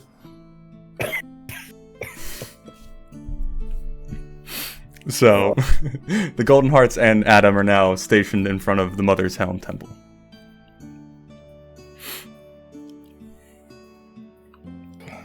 So, Rolly, are you leading the way in? Yeah. Okay.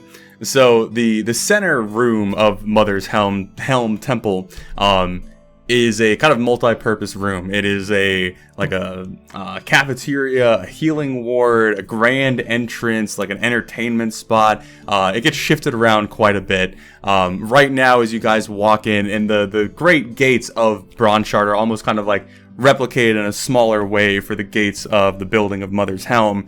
So as you step forward, you see the massive doors kind of opened up to you, revealing a very long, tall, arched ceiling, like very elegant religious room with a plethora of dwarven individuals.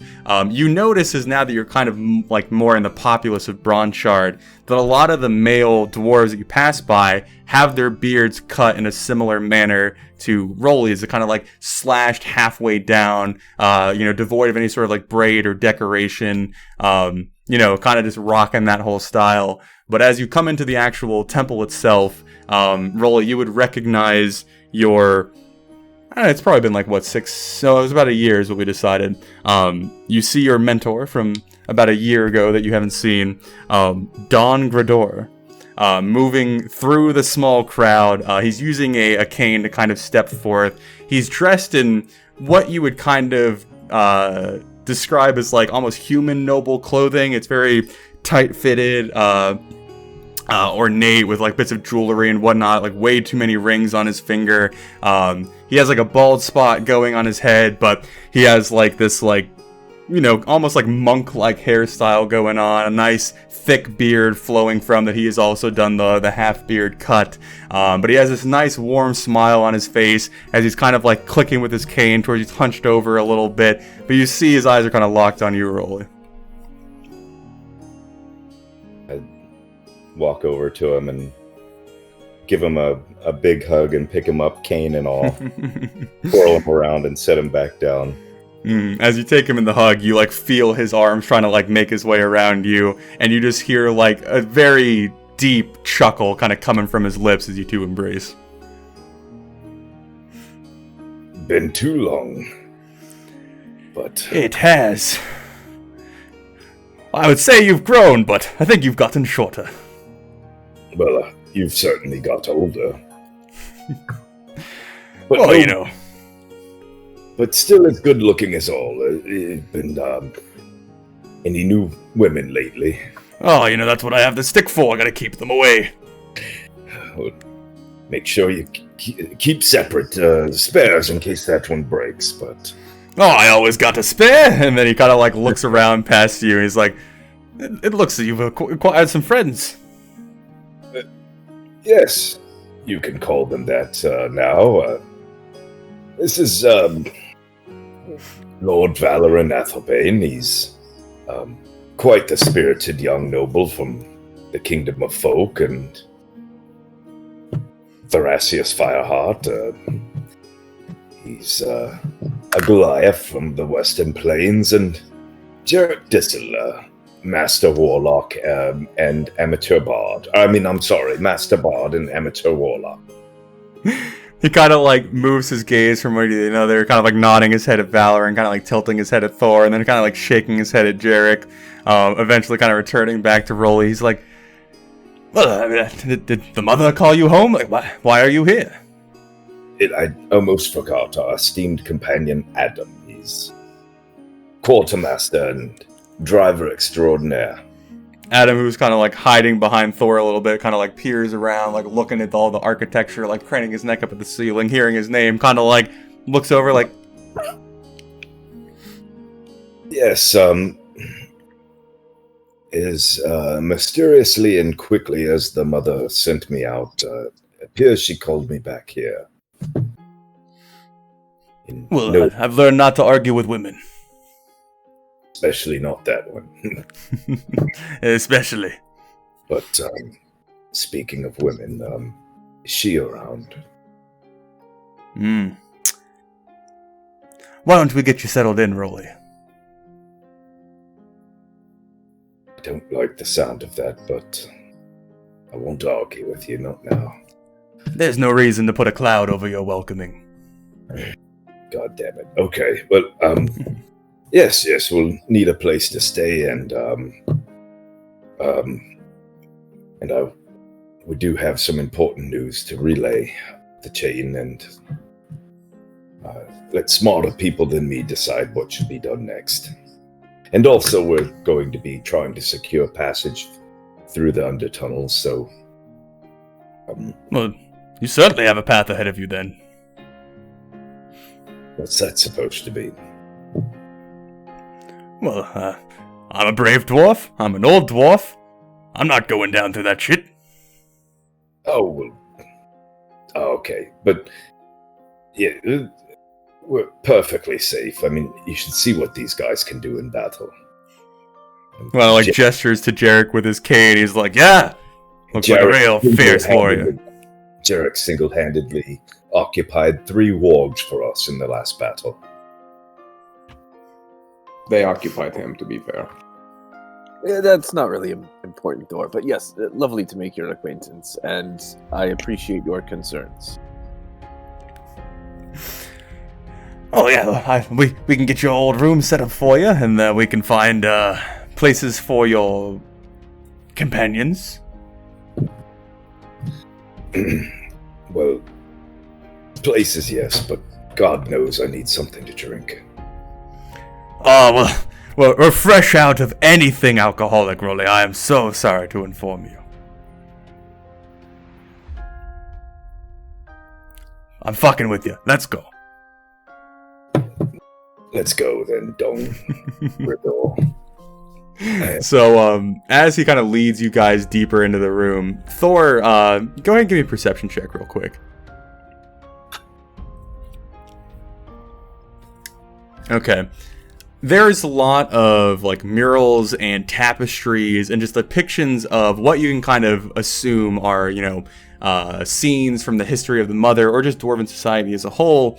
And as you're glancing around, you look like all the way down at the end of the room where this like kind of almost floor to ceiling scene is kind of chiseled into the wall itself. And as you're looking, you're kind of perplexed for a little bit. You kind of like look and then you're like, ah. And there is what appears to be like a massive, very admirable looking dwarven man wielding this huge giant warhammer. And as you glance at it, you're like, that looks familiar. Like, and that's all you get.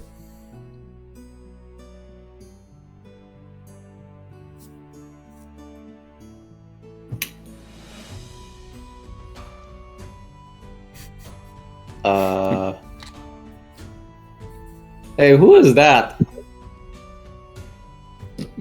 Domador, who's like kind of plodding along, like looks back and like follows your vision. He's like, oh, that's the first son.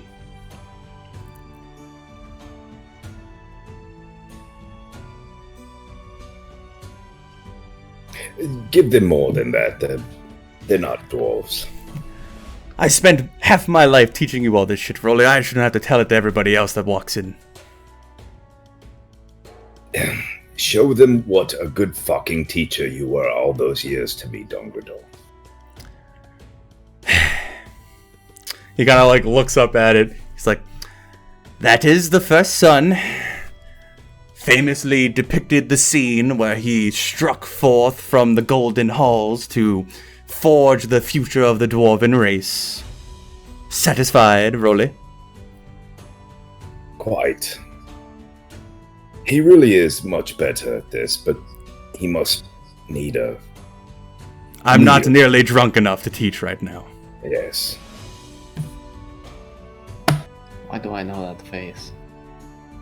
You don't know the face. Oh. You recognize the hammer. The hammer. As like Rolly's hammer? Nope. You want a history check it? Oh, of course. Boy, do I love reading. Oh boy. Oh, fuck. Yeah, Oh, do you know? Kuztar. It's pretty familiar. Son of a bitch.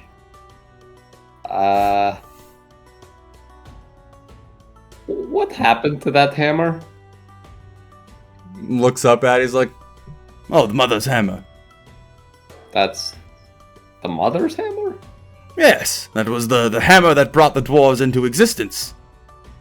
It was...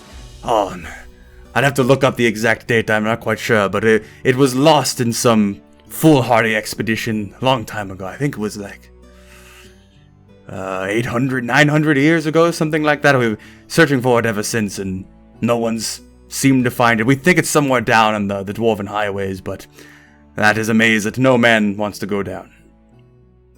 Yeah, that would make sense. Dwarven weapon, dwarven place.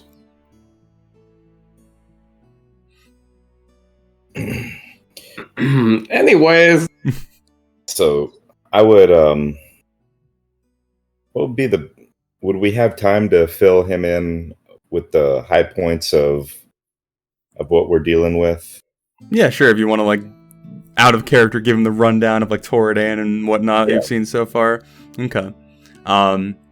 He kind of, like, as, like, he's, like, moving you guys to the more, like, secluded part of the room, getting drinks in all your hand. It is, of course, Spiral Down Ale. There is nothing else given out, whether or not you all want it or not. But, yeah, as he's kind of, like, listening, you know, sipping on his drink, kind of, like, very intently, you know, seeing all the play-by-plays, and if anyone else kind of chimes in, you know, listening to all the information kind of given to him, he kind of just, like, sits there for a few silent moments after you're done, you know, again, kind of taking a sip, looking at you all. He's like,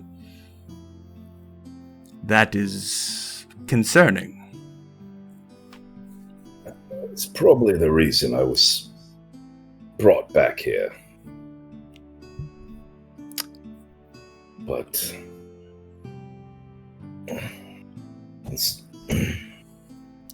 Rolly, there's something I should probably tell you, but not with the others around. Valorant, do you mind showing them some of the finer points of the artwork around here and how it compares to yours and folk?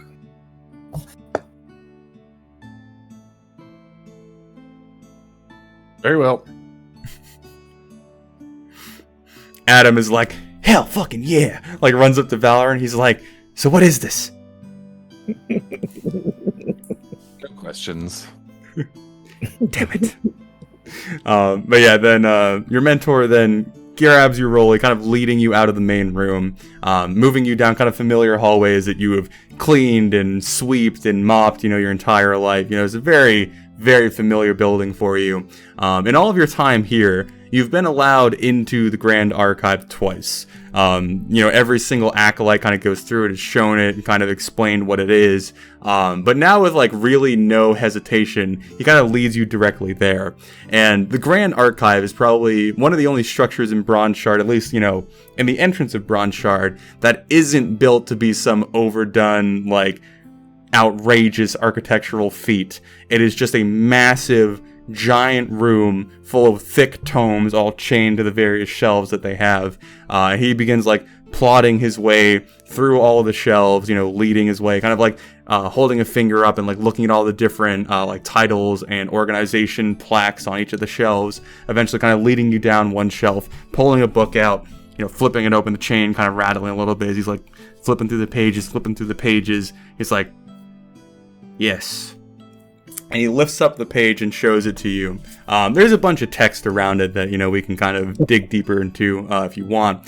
But in the center of the page, there is a very well done drawing of what appears to be an amulet.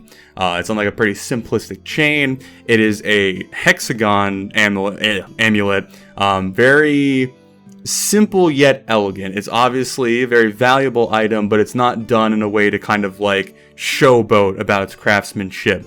and on each corner of the hexagon is a different colored gem, polished smooth into like a very clear, shiny sphere, and then set into the jewel itself. And then from each point of the hexagon, lines lead into the center of the gem, where there is an eye slit, or not eye slit, the shape of an eye in the middle.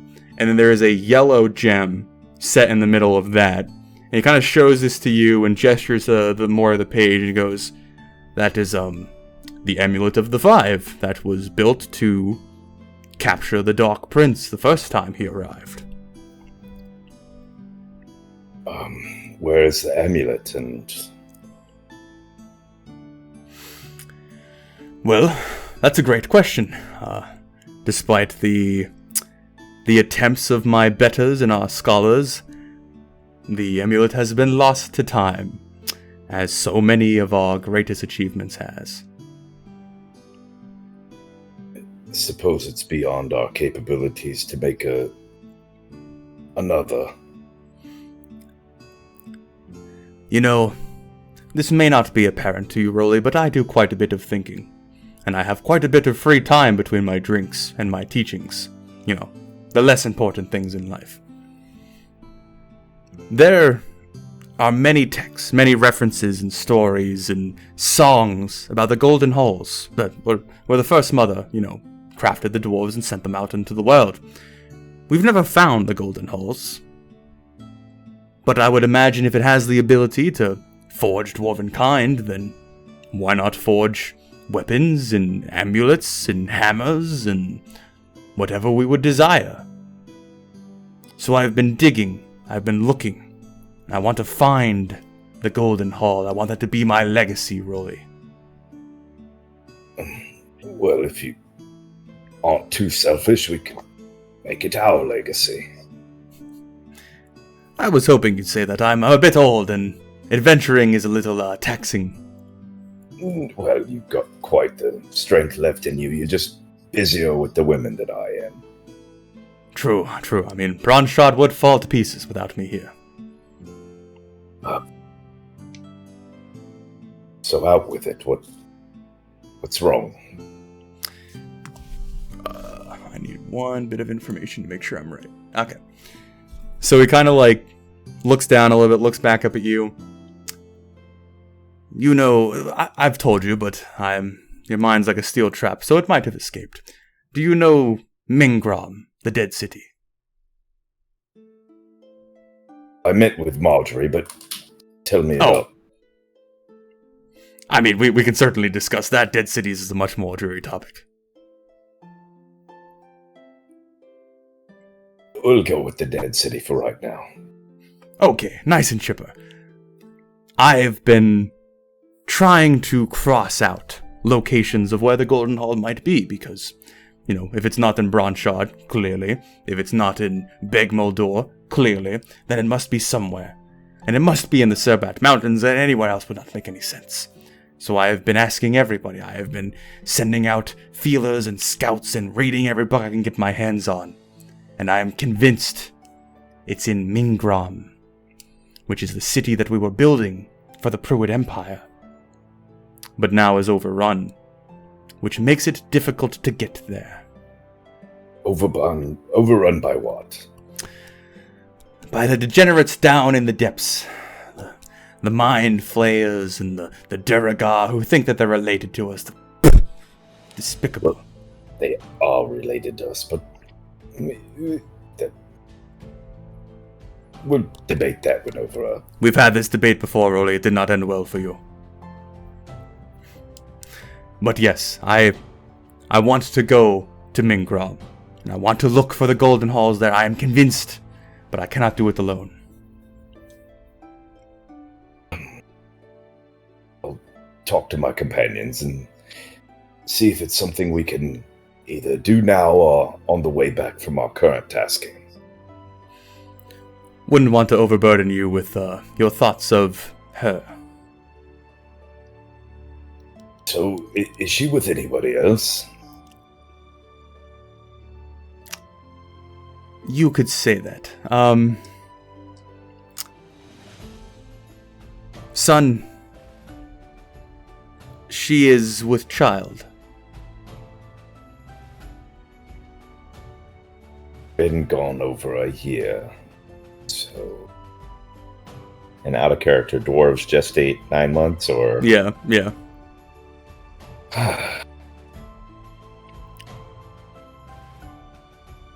She, I'm sure, would be happy to see you.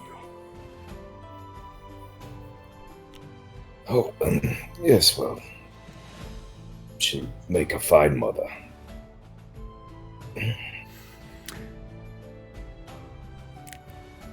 I'm sorry. I wished I had better news. Well, it's all right. She's alive, and that would be the worst news. So, well, I guess that's well, that's something. Let's get back with the others. Then, is there anything else that we can find in here right now? I know there's more, and I will look once you are gone. I will see what other information on the Dark Prince I can pull up and make sure that we get it your way. It seems that it's in our best interest to make sure that you are successful. Master King Smasher, thank you for all your help and guidance and advice as always.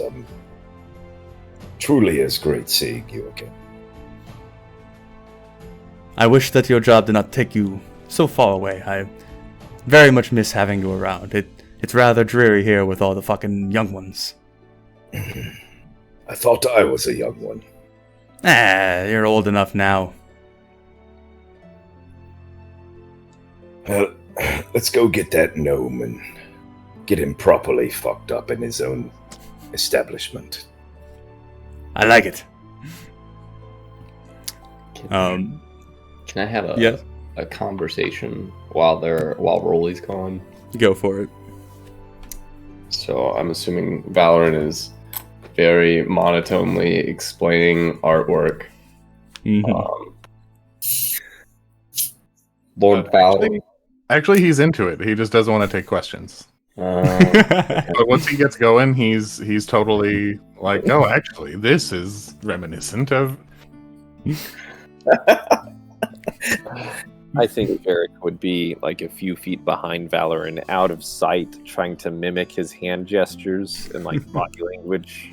Uh-huh. I would try to somehow coax Lord Valorant into talking to me specifically about a piece in general, trying to get him away from the group. And if I have to, I'll just like tell JD to go away because I need to ask Lord Valorant a question. Okay.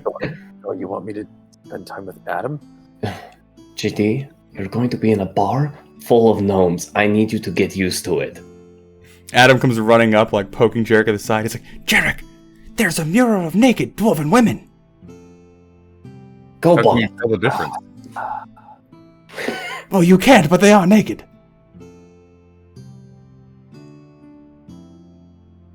Yes, Adam. Please show me what wondrous sights you have beheld. Adam then kind of like scurries Jarek away to show him this mural of almost angelic, drifting dwarven women, some of them flowing beards, kind of like almost in what's the 16th Chapel kind of vibe. As Thor, you are left alone with Valorant. And then check on the wagon. It's true. So, Lord Valorant, I have a potential issue. As ever. Okay, well, that was a little bluntness. So you know that hammer, and I'll point to the hammer mural. You asked about it, if I heard correctly. Yeah, so you know how he's like, oh, it's lost, we don't know where it is, we think it's somewhere else. I know where it is. Really? Yeah. Now, Thor, We've actually been getting along unexpectedly well in recent days, so I don't want you to take this the wrong way.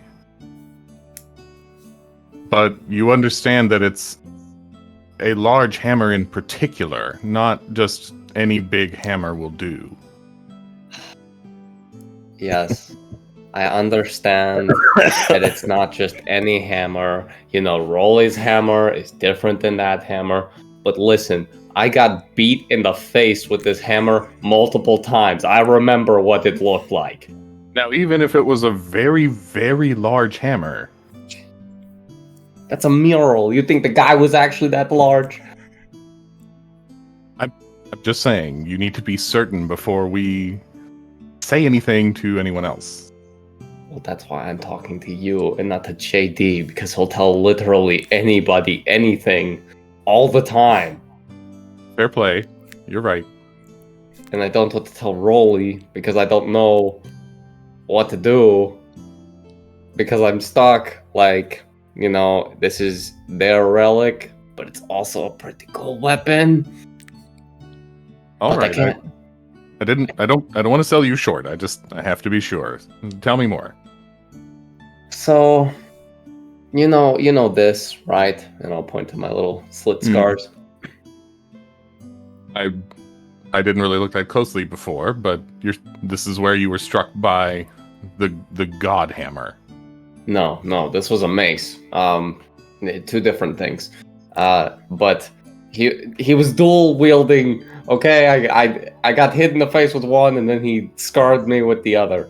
But the leader of my clan, his name is Kuztar. Okay, this is the guy that quote unquote killed my mother, but you know she died giving birth, so like technically I can blame him for killing him, but really she just died later. Anyways, he has the hammer.